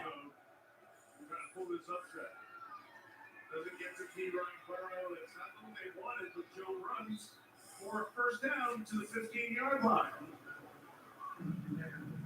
Dude, this is the fight of white supremacy against black power. This is simulated racial warfare. The racists threw the flag against the Ravens. They knew what was at stake tonight. It was a black man beating Joe Burrow. You're not imagining things. This is what is happening. Lamar Jackson must overcome white power.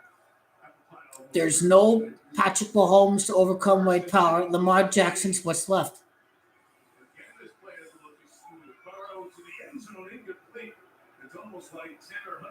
And they didn't call the flag there.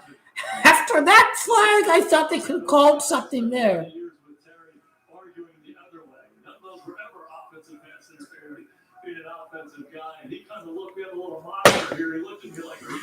But yeah, the Bengals don't have a chance of making the playoffs even if they win this game. It's too much to overcome. Vegas is not going to pay out the 61 or whatever the hell it was, the 70-1. So what are we kidding with the Bengals? It's not happening now. It was over the moment the injury happened. Number 8 is down by 8 points. That's the moral of the story of the pass interference. Cincinnati control the time of possession, driving the football. Dry December can't come soon enough. Arizona ASU rivalry week, Arch against Texas A&M, Michigan. Ohio State hasn't beaten them in like over 10,000 days. Other big games. Lane Kiffin's last game with Ole Miss. Could the Bulldogs cover the spread?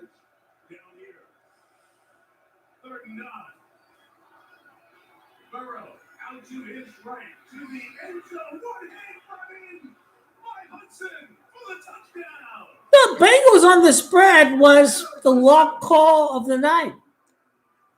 His second of the year. They're going crazy on the underdogs tonight.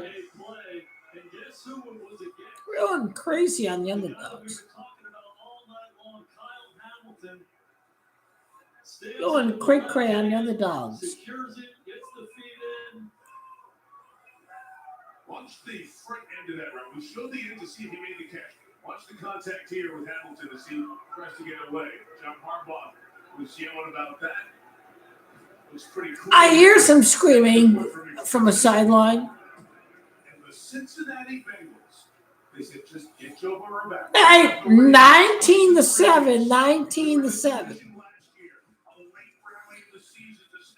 19 points at half, 19 points in the game after the beginning of the third quarter. It all boils down to Lamar Jackson.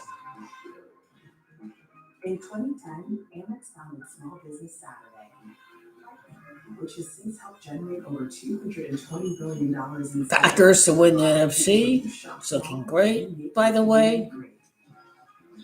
Ravens win the AFC. It's looking great. Lamar Jackson's about to go ham on these motherfuckers. Look out. It's Ravens comeback time. Ever since we told Jason Kelsey NFL Sunday tickets, And the Steelers are a lock to lose. The garbage Steelers are a lock to lose against the Bills. Suddenly you're dealt with the situation where the Ravens have 6 wins and the Steelers have 6 wins and the Bengals have 4 wins. NFL couldn't ask for a more perfect situation than that. To have the Bengals 2 games back. Okay? Yeah, do they play against the Ravens again? So we had one translate. The whole routine was in state. His last insurance company Yeah, was doing it for him. don't they play again, Bengals and the Ravens? Don't they? He switched to Geico. I see what games they're playing there in the NFL. I see what games they're playing there. He saved over $900 by switching. You're not Evan Smith, but we appreciate it. It feels good to get the star treatment. It feels good to Geico. Shop cyber specials on Etsy for gifts that I mean, like your friend Gary. 26 points does mean that For gifts that say, I get you. comeback is possible.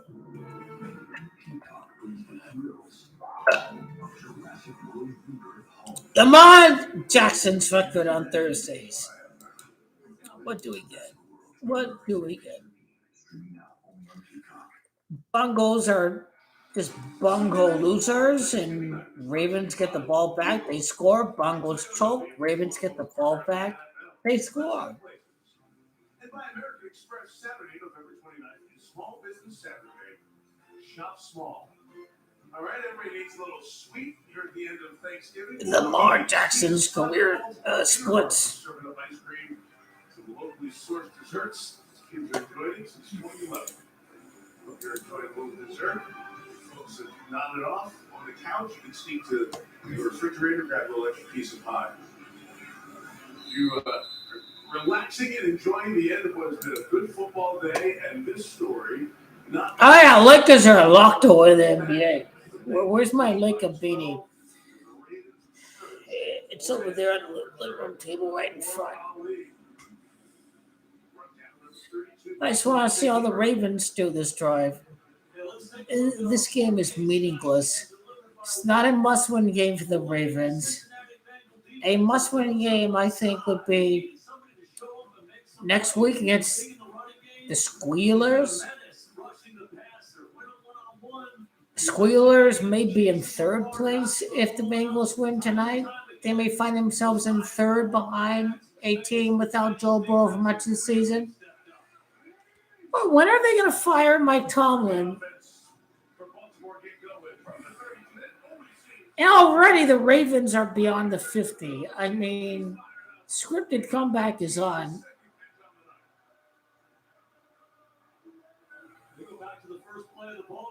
Purple's color of royalty. No. Messi's winning the World Cup after Pele's death.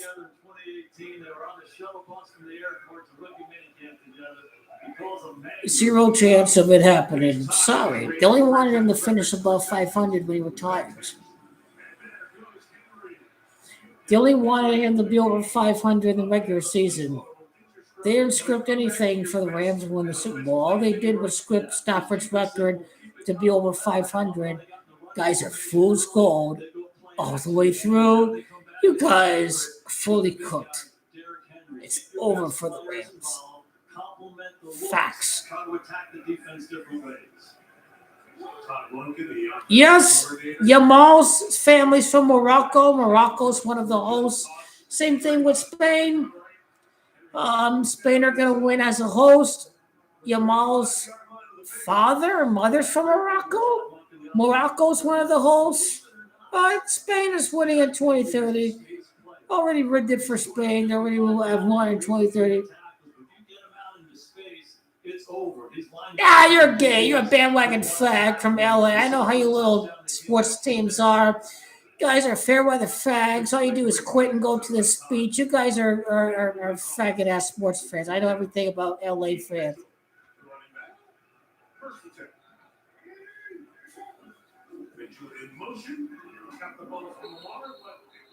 Incomplete.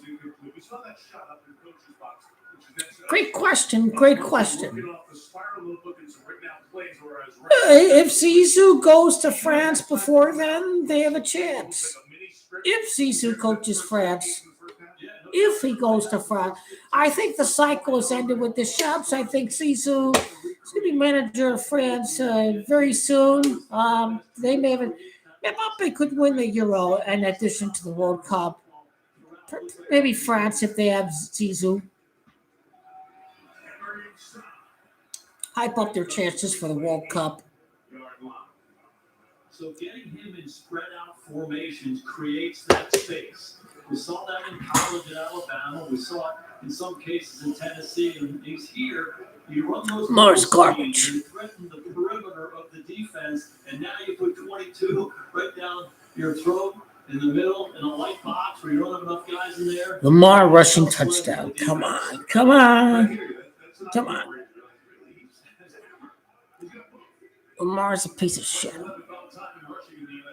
Every fucking underdog won today.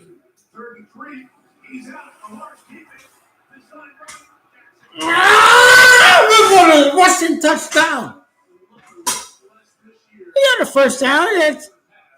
Let the ball get the work. Get him a rushing touchdown. It's basic zone read. Nobody does it better than Lamar Jackson. They do a good job with Andrews blocking. Legendary Lamar. Legendary Lamar.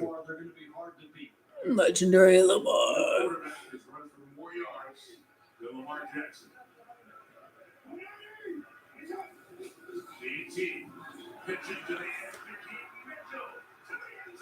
Lamar Jackson to get the end zone. Oh my God. Lamar takes the lead with the rushing touchdown. Yeah, Lamar Jackson.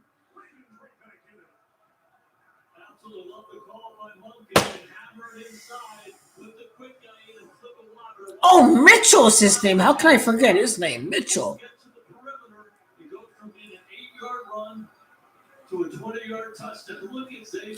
When Messi retires from Argentina after he wins World Cup, the kid Endrick is number 9. Brazil's last trophy is in 2019. So yeah, Brazil are gonna win in 2028. Yep.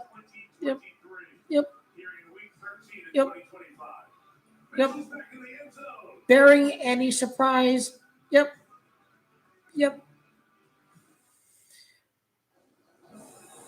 Gabriel defender finishes. Brazil win Copa America.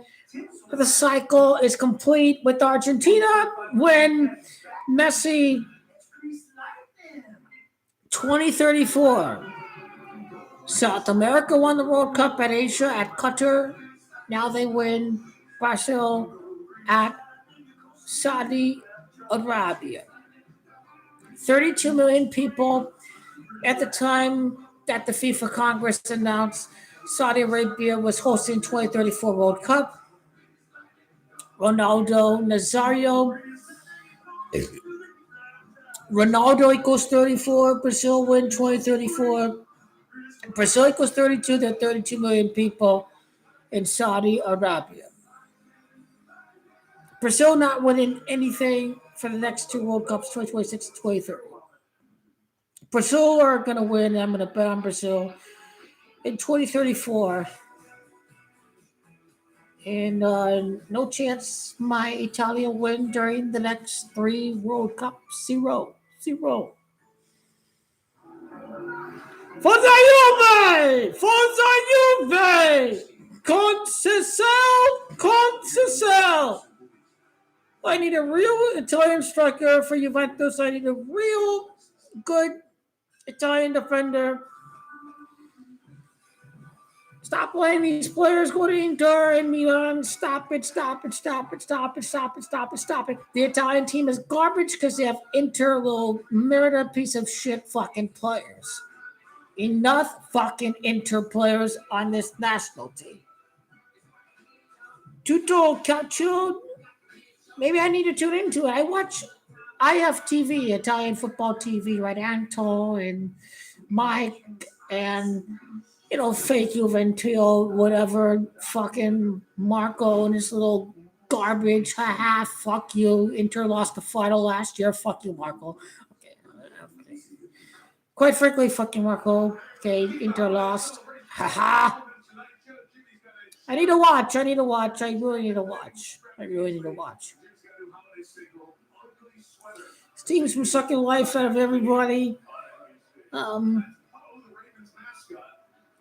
Yeah, they have Barella and we have Locatelli. I think Richie's really good, but again, we're stuck with Locatelli. Short kickoff. Trying to pin him in deep. Well covered to the 32-yard line. But we're still bigger than Inter. We still beat them every year. We still beat them even when they're worse. They're a small fucking team. They're garbage. I need to watch that shit, okay? I'm all for the banter and most competitive championship in the world. Roma can win it. Milan can win it. Even Juventus can get back into it. Inter could win it. Napoli could win it. So it's a great championship. It's not, Arsenal are winning it. Bayern are winning it. PSG are winning it, right? This is a real championship. Talk shit about the style of play. Anybody can win the Campionato. That's all I have to say. Stop them! Stop them!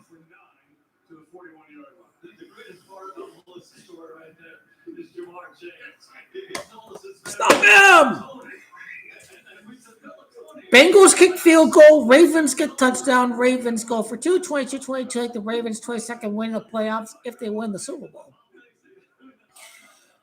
Do NFC winner Packers. Do AFC winner Ravens. It's called playing it smart, amigo. Playing it smart. Great odds on the Ravens. Everyone was down the Packers. They fell for the Matt LaFleur getting fired. Garbage. You got Packers at 7-1 to win NFC. The Ravens at 10-1, I think, when they were 1-5. So got great value on the Ravens and Packers. Their odds have halved. They're only getting better. Yeah.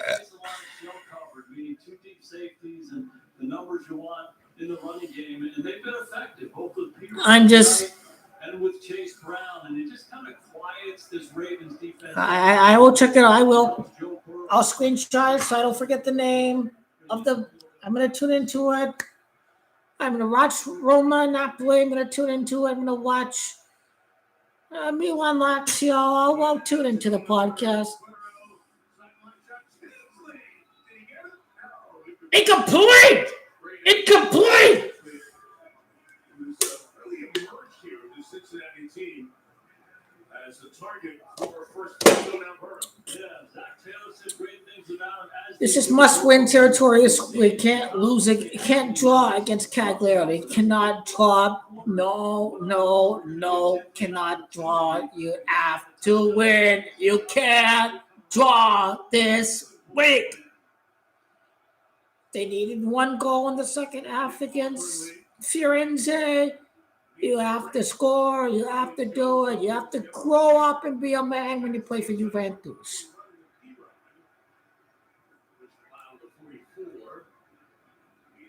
You have to be a man when you play for Juventus. You have to grow up quick. There's no time to learn. It's a very heavy shirt to wear. It's a very heavy shirt to wear. You must hate the draw, like Del Piero said after the draw against Milan. He was throwing chairs, whatever, in the locker room. Jake Chiellini understood at that time what it means to play for Juve, and I don't know if these players really truly know what it means to play for this team. Here comes the pressure. With Hamilton, it's picked up as Burrow. Sideline chase. Got a first down. Lamar Chase in the 30. Bengals looking good. Bengals are at the playoffs. I think if the Ravens lose tonight, then the Steelers are going to blow it on Sunday. Steelers going to blow it on Sunday.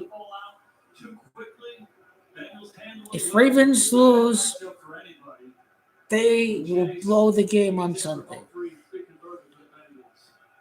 Almost in the third quarter, too. But stopping the run's not enough. You have to find a way to stop Joe Burrow. Raises some question marks. You hold the opponent under 20 points, but I mean, I still rest my case. They still only allowed 17 points to Matthew Stafford, but talking point just goes away when you could allow 26 points against a Joe Burrow. And Lamar's going to show more.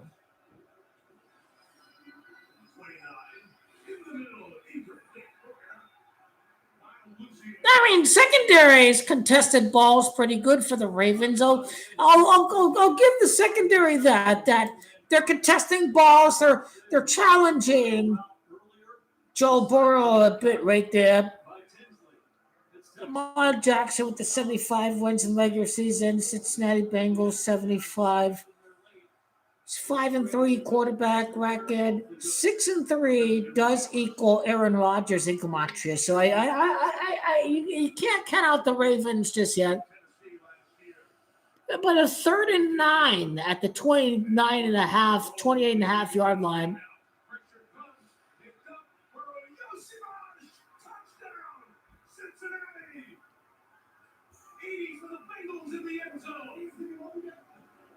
Now, there's still lots of time. I completely get it. The Bengals look good, but a Ravens touchdown changes everything. They can get a stop and get the ball back. So, I mean, there's still lots of time left. I mean,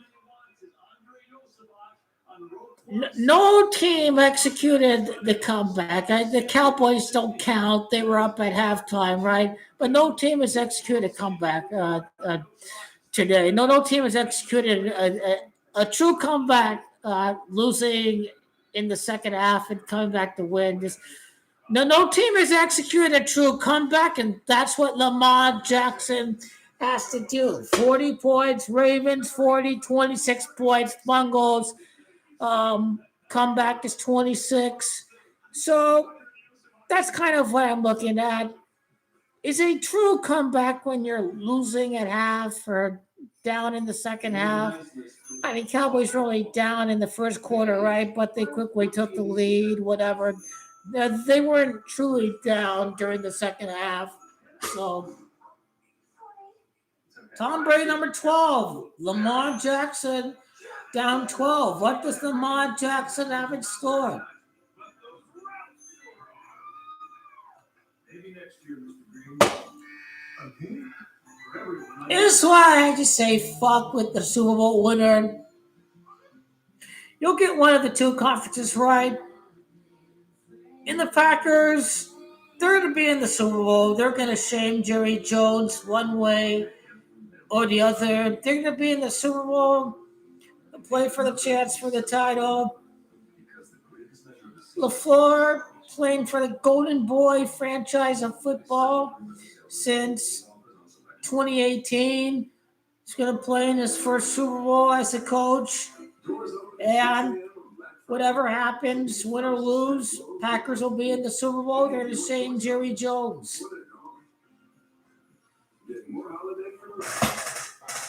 Hey, Baker, what about killing that whole let Baker Mayfield thing? Imagine if Lamar Jackson does come back. Just selling food. If we go by the playoff simulator, let me go to playoff simulator. Okay, boys and girls. NFL playoff simulator.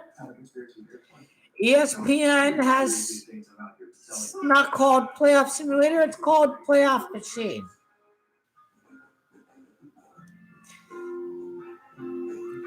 One step at a time. So Bengals beat Ravens and Bills stay alive for the division, and the Ravens are still in first place, even if the Bills beat the Steelers. So this is a meaningless game.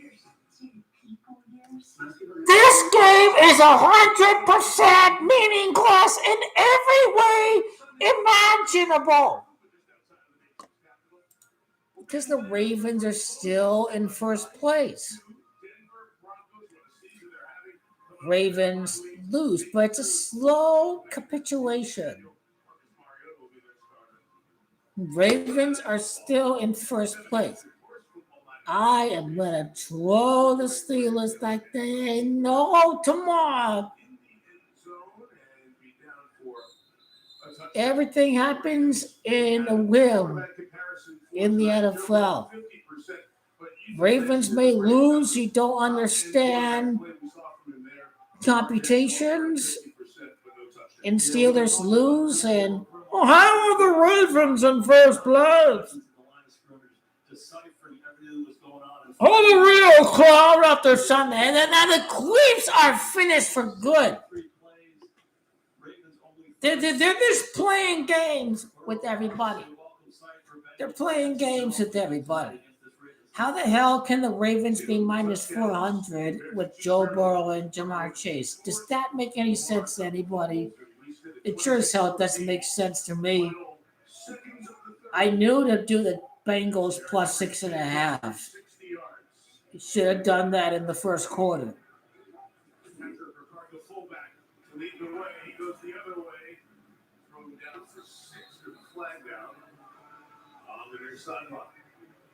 Every underdog won today. It's a meaningless game. It means very little. It's not worth a shit. It's not worth a shit. To see him, Johnson, who has a couple of fumble The real recoveries talk. It's not worth a shit. for this Cincinnati defense. I heard some people talking about why are they playing Joe? Why would Joe Burrow come back? They're 3-8. They have no shot. They should. It can risk injury. What the fuck are you talking about? He's trying to come back earlier than what they. Why aggravate his toe? He could aggravate it any given week. He could aggravate it next week or the week after. I don't know what you be talking about, Mr. Tony Dungy. You saw they're 3-8. Come back. We give you this. There's nothing to play for. We're at the playoffs. You're not getting the 7th place. Ravens have 6 wins. Jaguars have 7. You only have what? 3 or 4? Maybe 4 after tonight if you win. Oh, they'll beat the Cardinals. That's simple.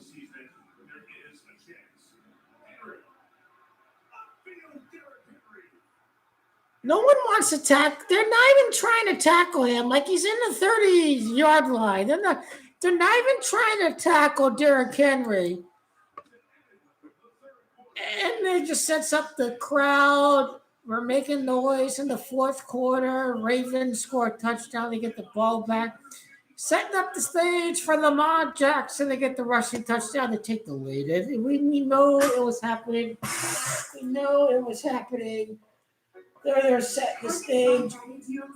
All you little Steeler and Rodgers people, you don't know what the fucking hell you're talking about. I've perfectly explained why I know what I'm talking about.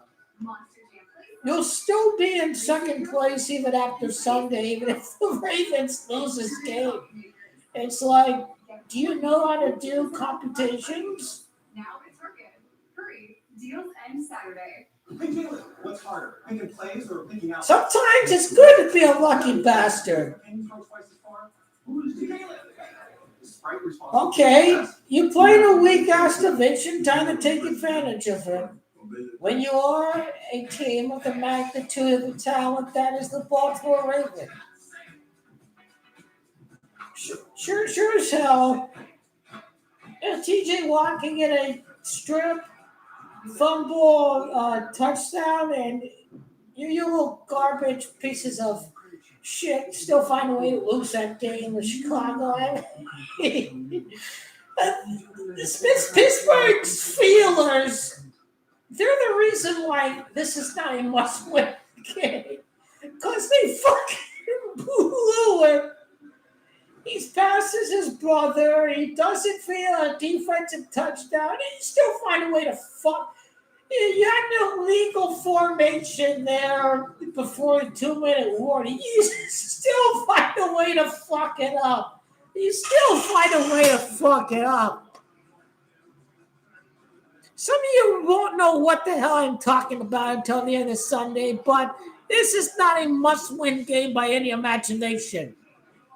Steelers are garbage, and Josh Allen is Josh Allen. Steelers have no defense. The Texans are more of a threat than the Steelers. The Texans actually have a real defense. Will Anderson, he's a real deal. He's a real pass rusher. Texans defense is better than the Steelers defense.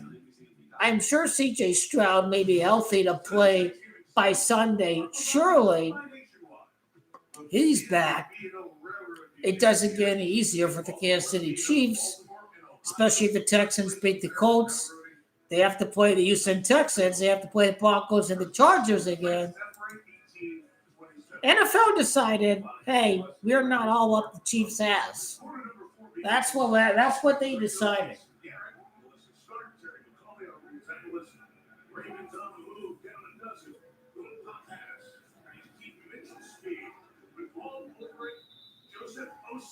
Right? The worst team to win the Super Bowl is the 9-7 Giants and Eli Manning. It's been done before. It doesn't happen often. 10-6 won the Super Bowl. The Giants won the Ravens, I think, were 10-6 when they won the Super Bowl in 2012. So the Ravens have done it before with 6 losses. The Ravens have done it. They were 10-6 in 2012 with Flacco.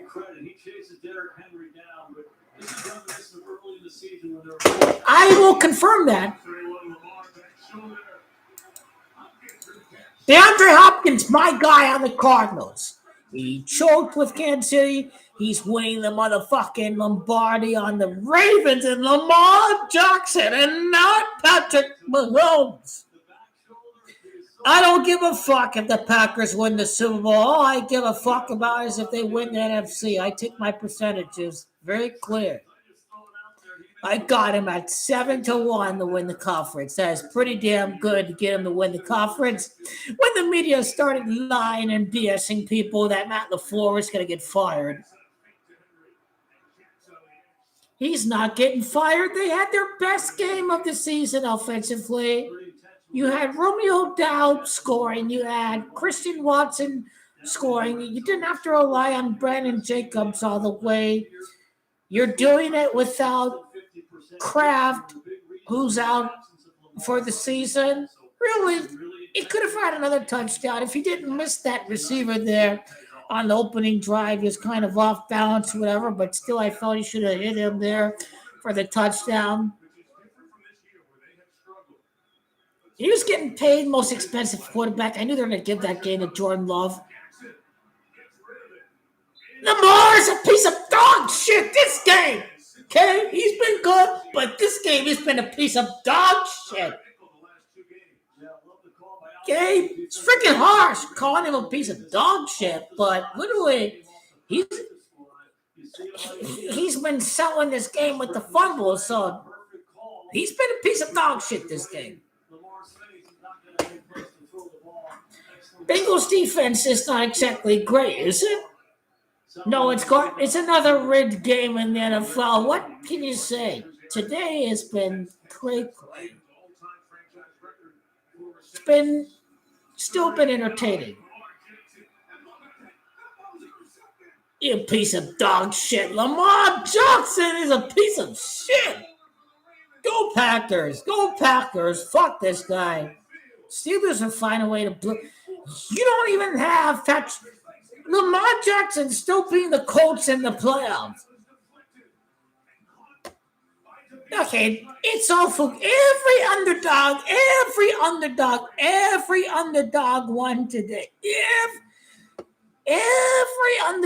won today. Every underdog won today. Every single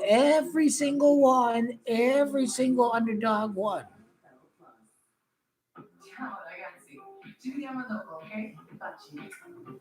Milan, such a cool place. And when the Winter Olympics arrive, it'll get even cooler.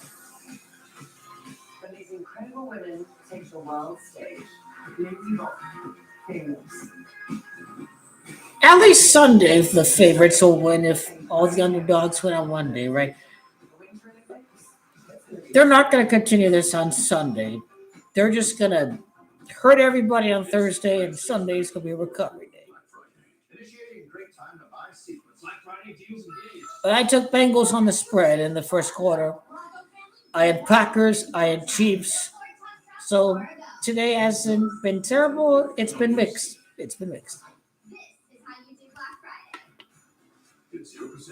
But Vegas, in their subliminal messaging, decided that Black Friday was going to come on Thursday. As far as favorites goes on the Thursday. Let's doubt Lamar Jackson before he takes on the Steelers. They're setting up the stage very good. He'll take 3-1 since his return. He's 75 winning %. He'll still take. He just loses against the Bengals instead of losing against the Steelers.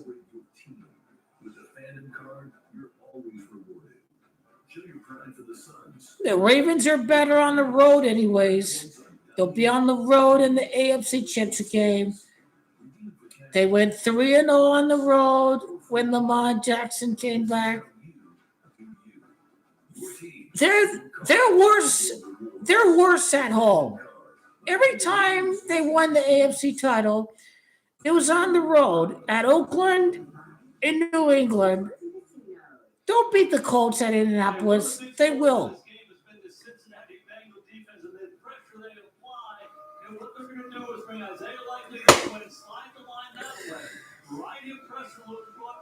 Don't win on the road. I've seen this movie before with Ray Lewis. I was too young to see 2001, whatever year, Super Bowl 35, 2000, 2001. They beat the Raiders that year.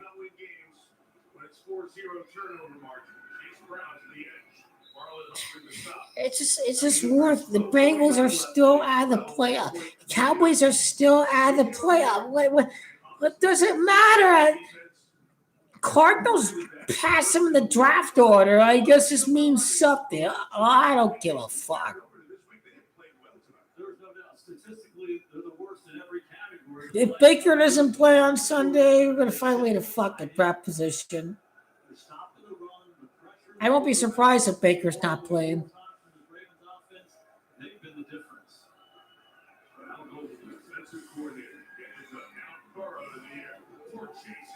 Oh, he choked! He dropped it!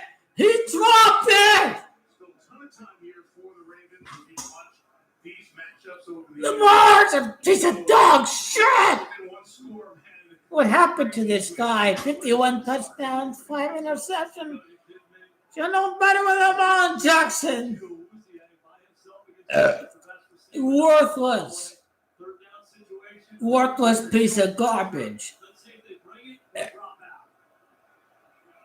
3rd and 6. That's manageable for the Ravens defense.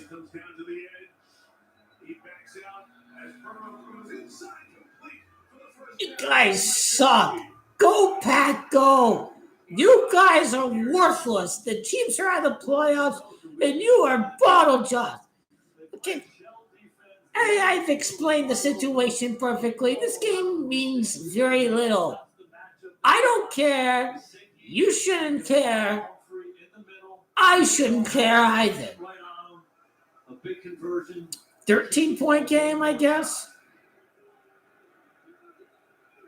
White supremacy, folks. White supremacy. No Bengals Super Bowl. They're 60-1. They tackled him 2-yard loss, so I suppose maybe they could force him to punt the ball. Joe Burrow should get traded out of Cincinnati. He should play for a real team like the Oakland Raiders. He should play for the Raiders and conquer Big Daddy Patty. The Bengals are...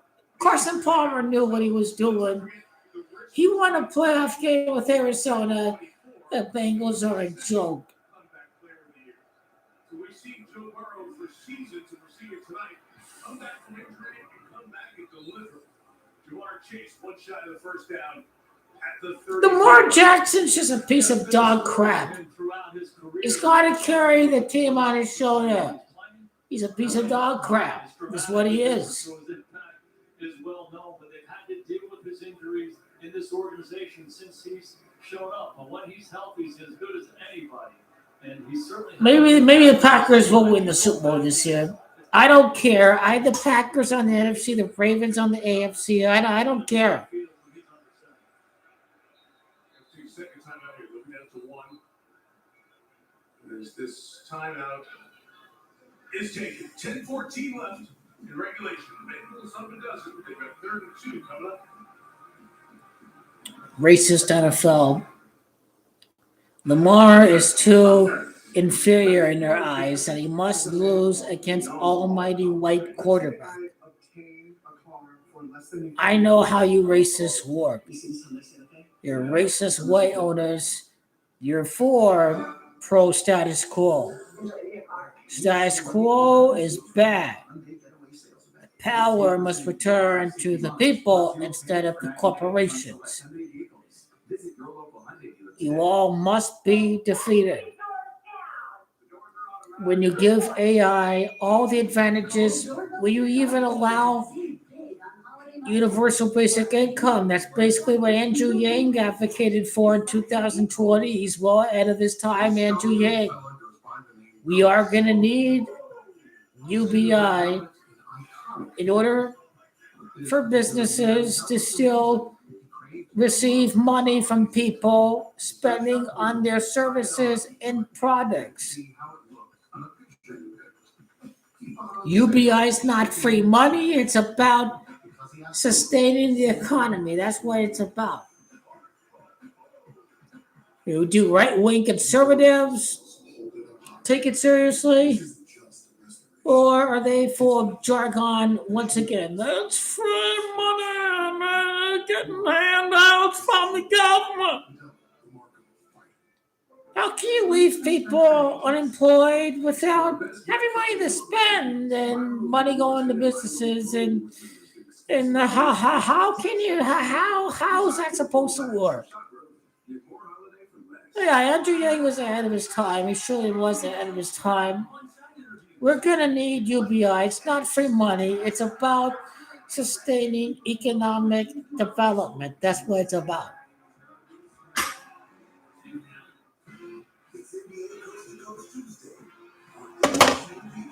We give all this handouts to wealthy people, and they don't invest, and they just sit on it. They sit on the money.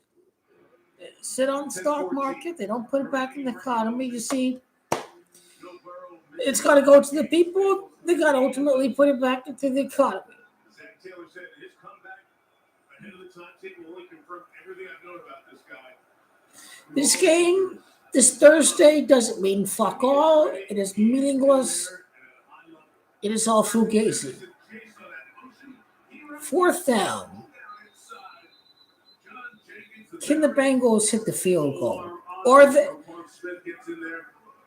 I I was screaming against Matt LaFleur going for it on fourth down. I saw the Jags coach went for it on fourth down. He couldn't make it 6 points. Cardinals had no timeouts. Marched down the field. They're not going to do that. Same situation. Could have hurt the Packers. It keeps the two-score game. Wing defender, push it right to left. 52 for McPherson.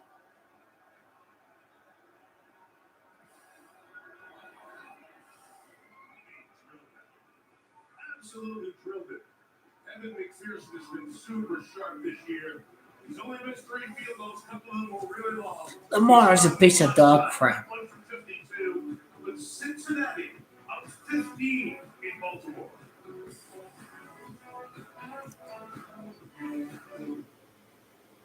Macy's holiday gift line. I have to cut the back of this hair. I'm looking to get something special for a huge item in my life. Oh, the quarterback offensive line gift, a timeless tradition. Well, you could go to Fragrance Roots because you're. Where did you live Ravens play? I don't give a fuck about it anymore. I got you. Bengals on the spread. Fuck you. Fuck you. Fuck you. Fuck you. Fuck you.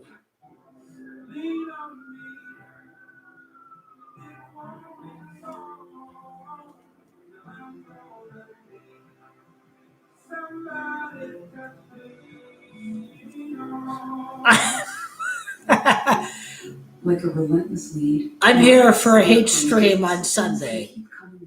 We're gonna hate on the Steelers all Sunday. It's gonna be epic. It's gonna be an epic hate stream. They're going down, motherfucker. They're going down. Most patients achieve remission at 1 year. No, you didn't say the Bengals were gonna win. You said the Bengals were gonna cover the spread.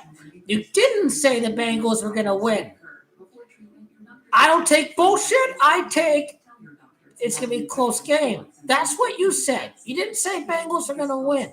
You said it's gonna be close, and I listened. I took the Bengals on the spread in the first quarter. I listened.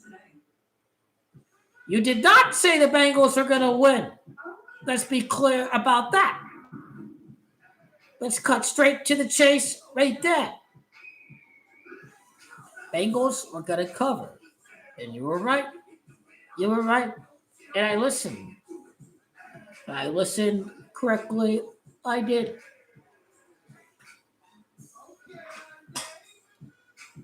I don't give a fuck if they don't win the Super Bowl. What do you think I give a fuck if they do? Packers can obviously be in the Super Bowl. You think I give a fuck about the Ravens? I'm a smart guy. I play both cards. I play both conferences. Chiefs are eliminated. This improves my probability for the Ravens. People doubt them now because they lost. Now Vegas has hooked and bait the public against the Ravens. Even more of a benefit to me. I am winning on the long run tonight. The Bills are not making shit because it's all about the 33. They're not making the Super Bowl until 33 years later. That's your mistake.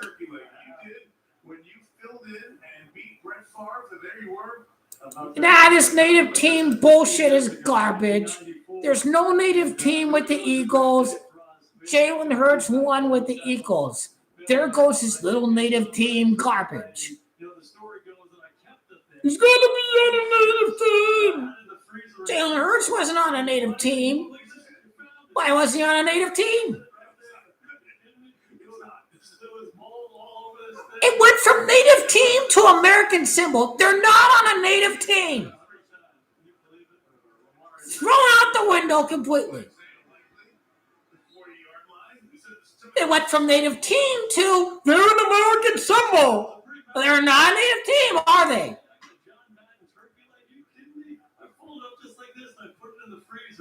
And we moved. So we're cleaning things out. I'm like, they're not in Native American symbol. Gotta be on a native team. Go on. What makes you think I give a fuck about Lamar Jackson? I'm a smart genius. I pick NFC and AFC team. Lions are thrown out the door. The Eagles are imploding with the wide receiver. He's like, I'm not getting the ball. Blah, blah, blah, blah, blah, blah. Packers gonna totally make it now. You think I care if the Ravens make it to the Super Bowl? I don't give a fuck. Packers make it to the Super Bowl or the Ravens. I don't give a fuck. Either one of them will make it. See Davis inside. Gordon likely it's a physical. Vegas is not paying out the Bengals odds. So let's be real about this. They're out of the playoff picture. That the Jaguars have 7 wins. They still have 4. They're not making it.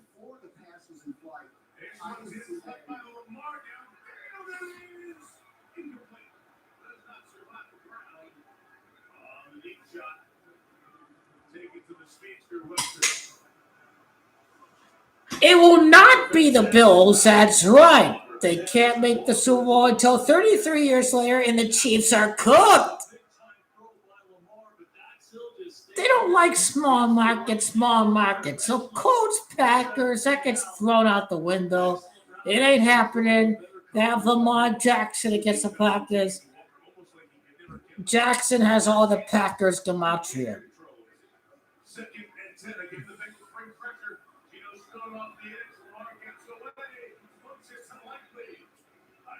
My prediction is Lamar Jackson's going to be fully healthy next week. He'll be fully explosive with 10 days of rest. That's my prediction. You haven't seen the real Lamar Jackson yet when he's fully rested and ready to go.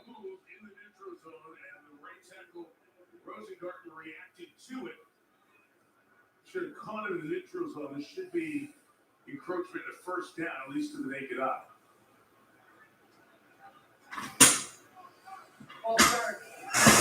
Ooh. 72 is Voorhees, not Rosengarten. So we're watching the action on the edge. Let's watch what happens in the middle with the left guard.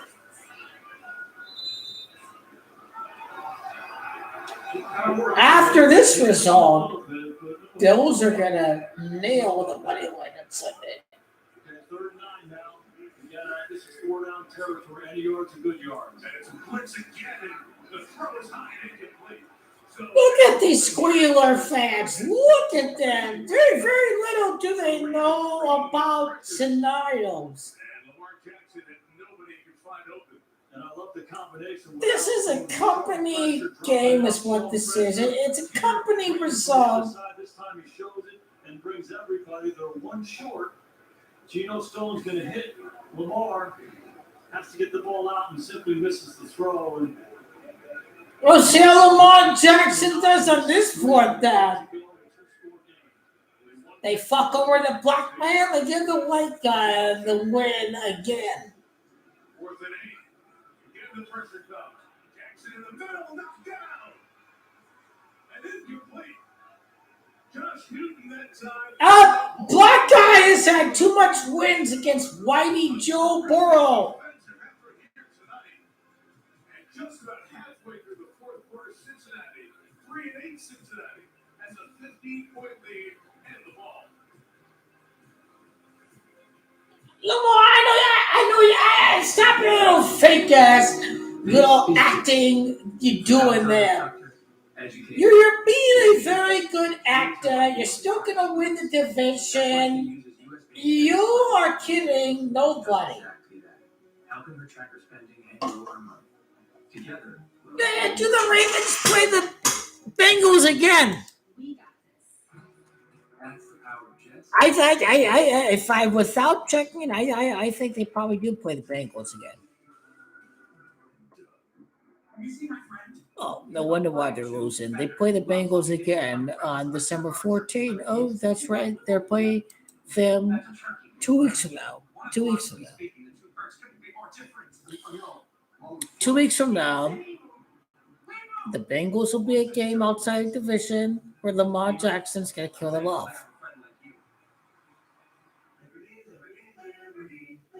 This is all acting. It's all garbage. I completely agree. I completely agree with Rush NFL. What acting? I agree. Ultimately, they're just not going to pay out 60-1 on Cincinnati. They lost against the Bears. They lost against the Steelers.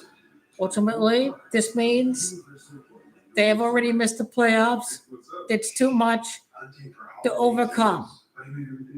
It's not real. It's not real.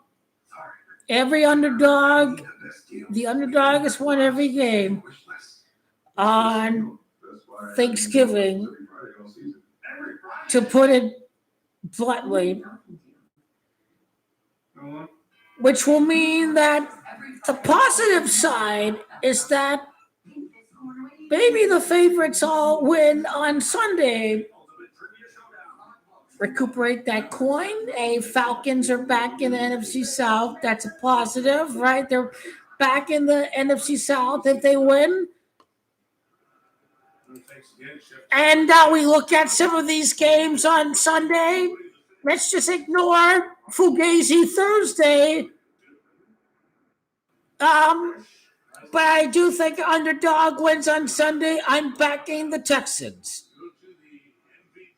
There is value on Shedeur Sanders. NFL could want the Lions to finish in 7th. I think Darnold gets the 3 touchdowns, obviously. Jim Nance and Tony Homo, Bills, Steelers. Hopefully, that game is Josh Allen and not Aaron Rodgers. But if the Bills win on Sunday, we're trolling the Steelers big time. We're trolling them big time on Sunday. I hope they do. Browns have the number 1 defense in football. Fraud Turley threw 3 interceptions. It's cold weather. It's Cleveland. There's value on the Browns. Fuck it. Go Browns. Go Browns. What's the forecast for Cleveland on Sunday? Maybe the Bills beat the Patriots and it forces them into a pressure must-win in the AFC East. NFL got them curveballs. They're all full of shit, quite frankly.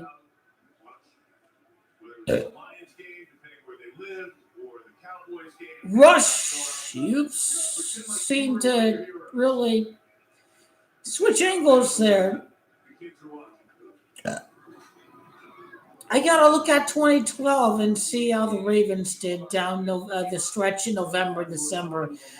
Ray Lewis was out because of steroids or whatever it was, PEDs. Ray Lewis came back and he was praising Jesus. He was praising God. And next thing you know, the Ravens won the Super Bowl, right? Every interview they had with Ray Lewis, he was praising Jesus. He was praising God. Yeah, I'm Christian, this and that, right? This is 2012, 2013. I don't know how old or how young the viewers are, but he was praising God. He was praising Jesus every moment when the Ravens won Super Bowl 47. I don't know who's a Christian. Okay, Lamar Jackson is a Christian, so Joe Burrow is not a Christian. So the NFL owners, they're all about the family, faith, football, the 3 Fs. So Burrow's cooked because he doesn't play along and praise God or praise Jesus. So, I mean, Patrick Mahomes sells out to the devil, but Patrick Mahomes may come across as a Christian and this and that, but We all know he sells his soul to Moloch and the Satanists, basically. He may claim he's a Christian, but he really, his Lord and Savior is Moloch. And satanic worship basically is at the core of Tom Brady and Patrick Mahomes and Michael Jordan. Okay, to a degree. Maybe LeBron James has what's coming for him in the next 2 years. I don't think LeBron is a Christian in any way. He may believe in Ultimate Creator, but he certainly is not a Christian. Michael Jordan's not a Christian. Tom Brady is not a Christian. Tom Brady claims spirituality, similar beliefs to LeBron James and maybe Michael Jordan, but these guys are not Christians. They had to sell out to Luciferian worshippers, Luciferian ritualists to get to where they are in today's climate.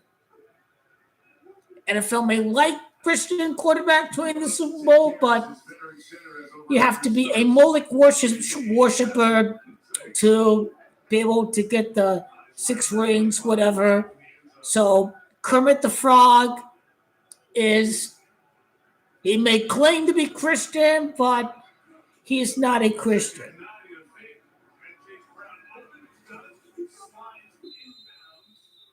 This game is absolutely fake. I should just bet the house on Bengals plus 6.5. I feel like a mug. I didn't do enough. I feel like a mug. I don't care. The Packers won. Ultimately, the Packers are in the playoff picture. I certainly cared about that. Chiefs are out, so it's a positive. Ravens are still in first place even after Sunday.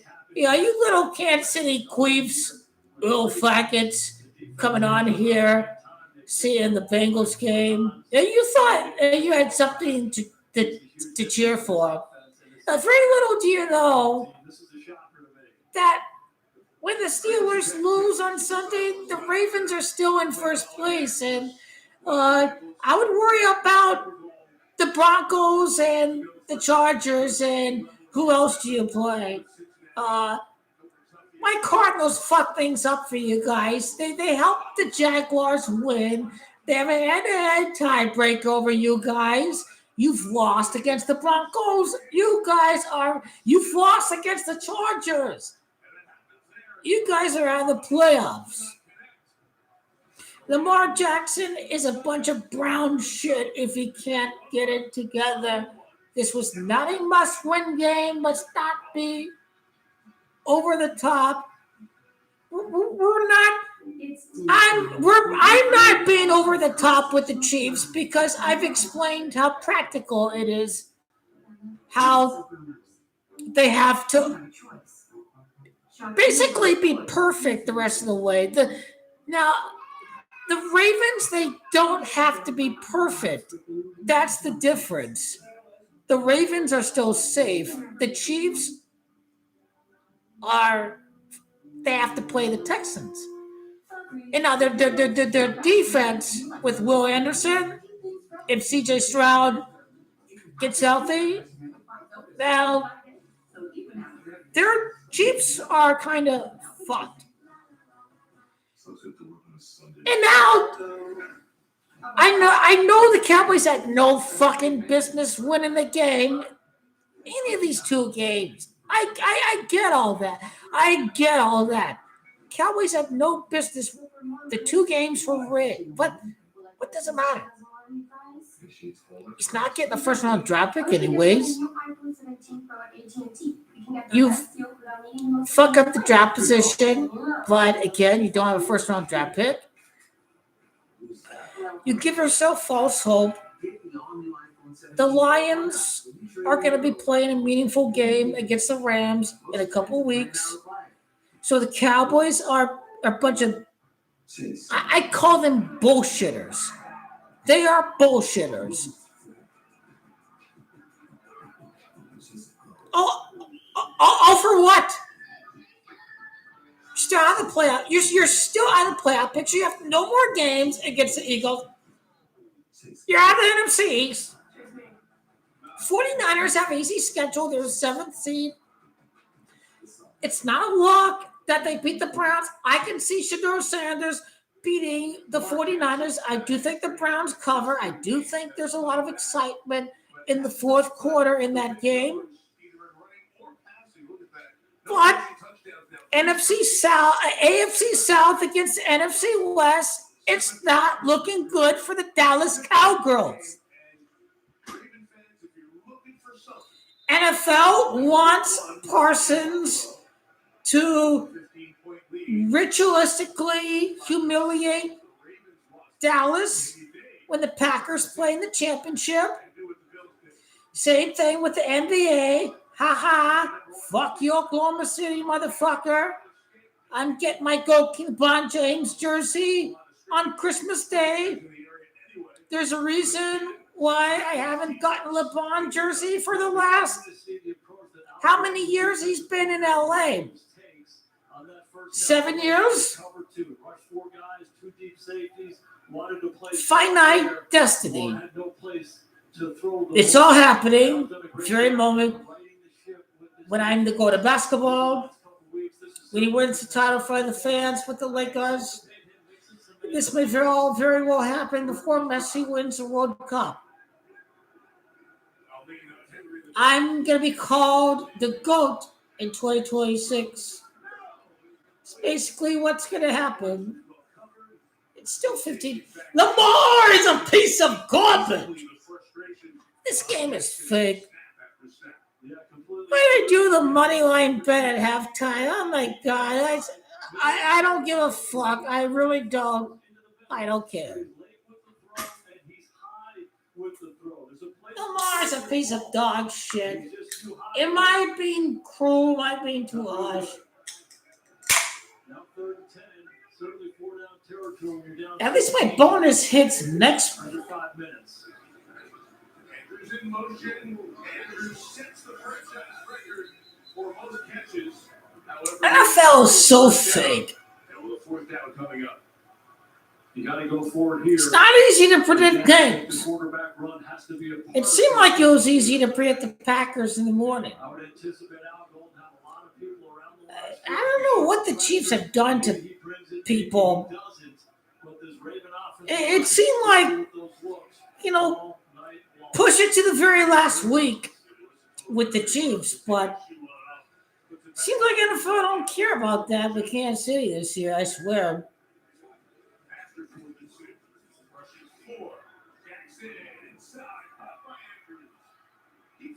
Imagine if they tie the game and send it to overtime. I hope Buffalo Wild Wings is closed right on Thanksgiving. Hopefully they go Buffalo Wild Wings. Down to look for 89 and he comes through. Down.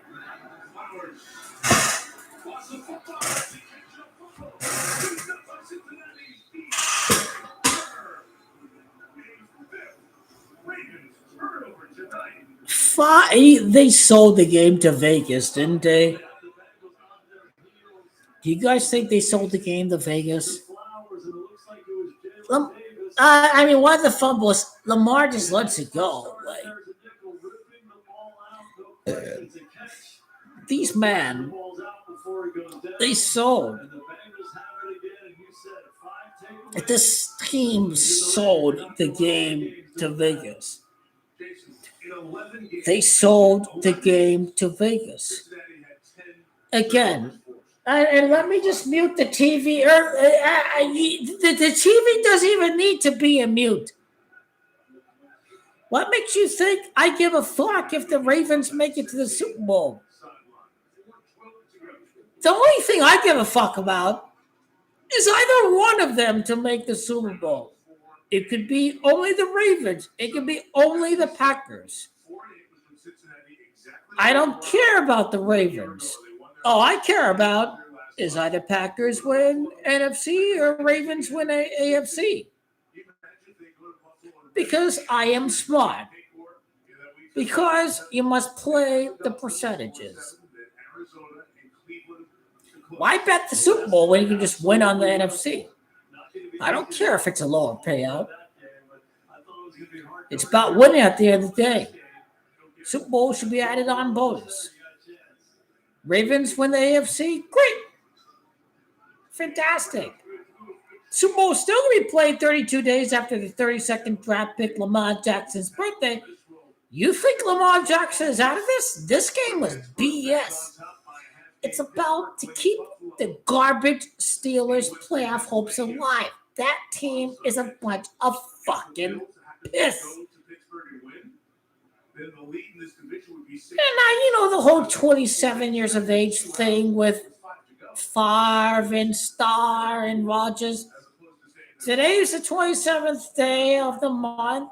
Jordan Love had his best game yet since turning 27 years of age.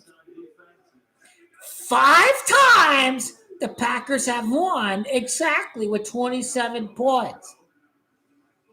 Eagles have sucked. They have lost their past game. A.J. Brown is being diva wide receiver, playing games with the media and not getting the ball and sabotage, basically. There are no games with Packer wide receivers. They're not crying about we don't get the ball enough. Lmfao has been criticized, but he put 31 points. This was the best offensive performance of the season for the Packers passing game. So this doesn't seem like a guy who's going to get fired. Basically, the media was saying Lmfao was going to get fired. But if he was going to get fired, Packers would have lost today to be out of the playoff picture, right? But instead, the guy who took over his team's play calling duties didn't do good against the Eagles. They're out of the playoff picture. In a 4th and 3 run a draw up the middle, even Dan Campbell knew NFL wasn't going to let the Lions win the game today. A 4th and 3 and you run a running back draw up the middle, it's like, what are you doing? Like, what are you doing? What are you doing? Like, 4th and you don't run a running back draw and you get 3 yards on 4th and 3? Thanks for letting us do what we love. And yeah, man, letting you sit home and enjoy NFL football. Our crew, the CBS crew, Yeah, crew. Chiefs have been kind of weird this year. Like, kind of thought Broncos was no way we're going to lose that game, and then kind of knew they'd beat the Colts, but then this week, NFL had them lose against the Cowboys. Even though Mahomes grew up a Cowboy fan. But bigger picture, Chiefs are out of the playoffs. Ravens still win the division. There's no margin of error if you're the Chiefs. There, however, is a margin of error if you're the Ravens because of the division that you play in. And the garbage Steelers going to lose against. I know the Lions lost today, but they can still make the playoffs at number 7. Are they going to go anywhere? No, they're not. But can they still make the playoffs? They can still make the playoffs. They're just not going to go anywhere. There are 7 spots instead of 6 spots. Ultimately,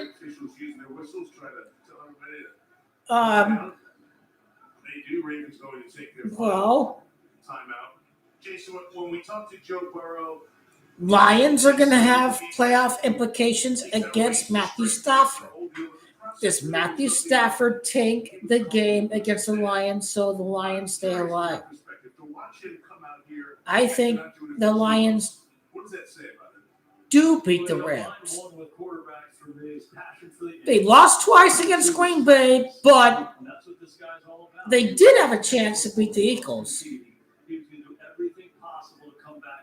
And the Lions still are a good team, but NFL's full of agendas. They obviously are seeking up something special for Green Bay as far as making it to a Super Bowl for the first time under the leadership of Matt LaFleur. This little Leo guy talking bullshit about Lakers not making the finals when he was basically sucking my dick in the past. Basically singing the same tune as me. Duck in the bod puffs. But full of games and people playing games, those people I hate. They're playing games, they're not being real, they're being genuine, and that's just the worst personality out there that you can deal with, ultimately.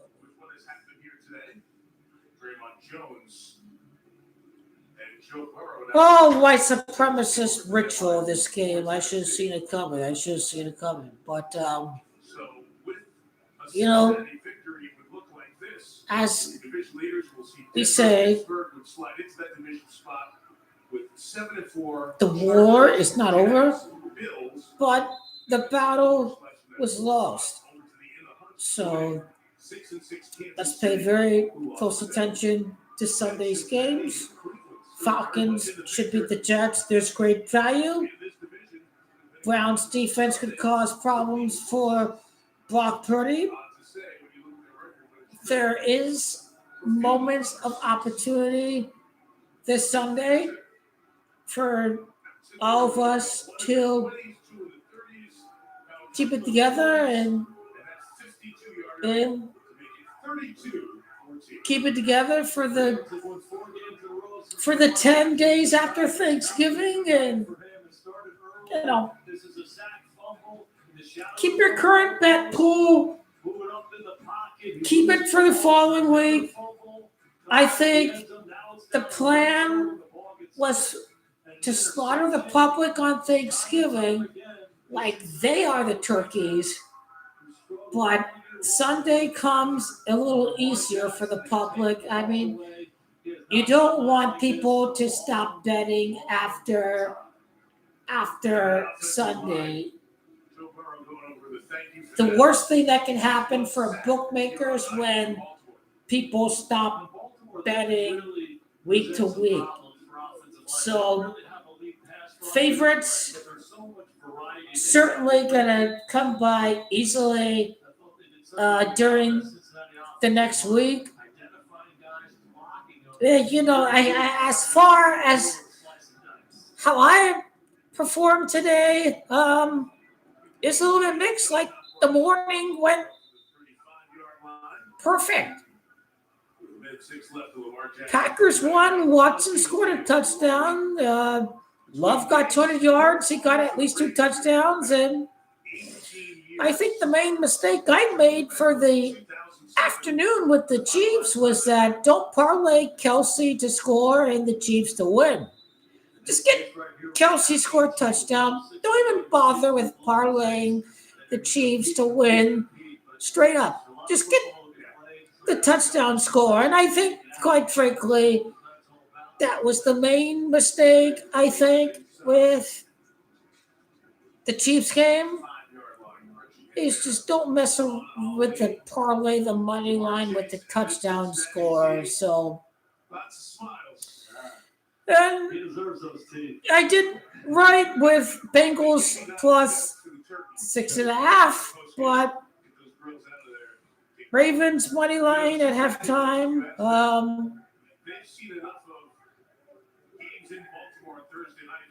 Think long term. Ravens did not have to win today because Bills are going to win and Ravens will still be in first place. and with 10 days of rest, I think Lamar Jackson looked more explosive running with the ball.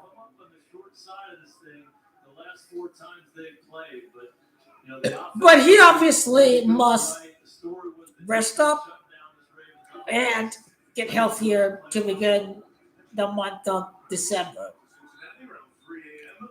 Local time, the last carry for Ali. Have a nice turkey sandwich when they get there, right? I sure will. Nothing changes. Play will be good. Lamar is the 32nd pick. The Super Bowl is 32 days after his birthday. He is the 32nd pick. By winning the Super Bowl, the Ravens can have the 32nd pick in the draft. Every Packer quarterback has won the Super Bowl at 27 years of age. The Packers can find themselves involved in the Super Bowl at the Bay Area. Jordan Love is from Bakersfield, California. Let's award Matt LaFleur with a Super Bowl. Let's keep him for the long term. Let's not pay two coaches if we're Green Bay and our payroll. Kind of speaking from the Green Bay Packer point perspective, excuse me. But yeah, I mean, I'll be singing.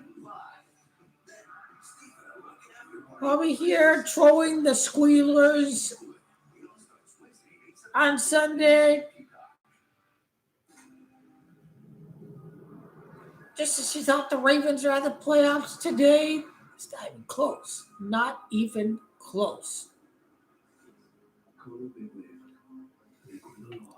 I think I should, keep people aware of how the Bengals' schedule is like. But again, Lamar Jackson gets another crack against the Bengals in 2 weeks, and the Bengals play the Bills on the road next week. So again, it's very glim for the Bengals to even make it to the playoffs. And they most certainly are going to lose one of the next two games. I can't see the Bengals starting 3-0 with Joe Burrow. They're going to lose one of the next two games coming up, the Bengals. Bills and Ravens, let's not forget how bad this Bengals defense is. Let's keep in mind that the Ravens were good company men today, maximizing fan interest in the AFC North. The Steelers are happy. The Bengals are a striking distance, 2 games out. So Ravens played the role of good company men. They kept the division exciting for both Steeler and Bengal fans. That's what the Ravens accomplished. They were company men by the way how they've played throughout this game today.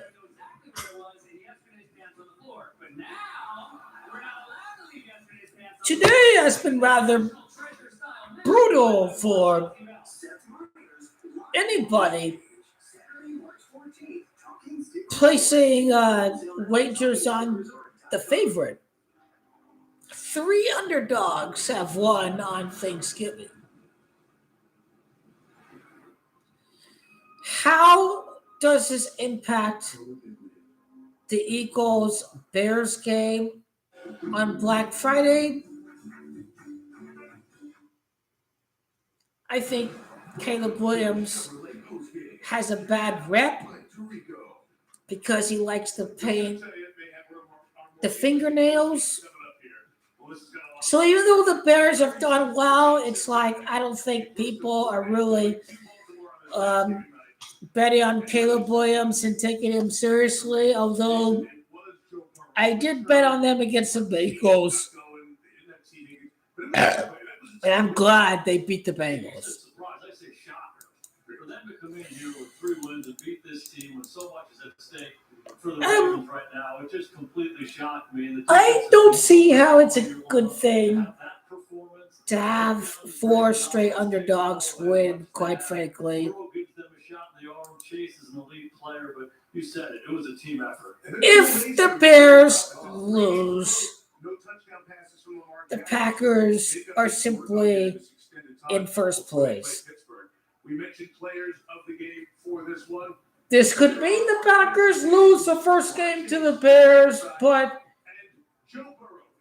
beat them the second time around, and the Lions, not just for that 7th spot, but still the chance for the playoffs. So I think as far as the Lions are concerned, the Bears must lose tomorrow, so they're not completely out of it. The Lions are not completely out of it. Packers could lose against the Bears, but I just can't see the Bears winning tomorrow. I just think that Nick Sirianni does equal 93. They could be 9-3. Bears are 4-2 away. They've won 4 straight games, and they are red hot. Like if the Bears lose on Black Friday, the Lions have a lot to play for on Thursday against the Dallas Cowboys. So give me the Eagles tomorrow, and for Sunday, especially because the Ravens lost, now I'm feeling even better about the Buffalo Bills. And I think this game today is simply about maximizing fan interest of the Cincinnati Bengals. That, hey, we're still alive for the playoffs. We can beat anybody. If we beat Lamar Jackson like this, we can beat Buffalo next week. So it's not coincidence. It's by design. So everything happens for a purpose, but Lamar Jackson and company are in great shape. 3-1 since Lamar returned. You're not going to win every game. You're going to lose a game or two, right? You're going to lose a game or two. But Lamar Jackson and company are still in a fine position at the end of the day. That's all that counts.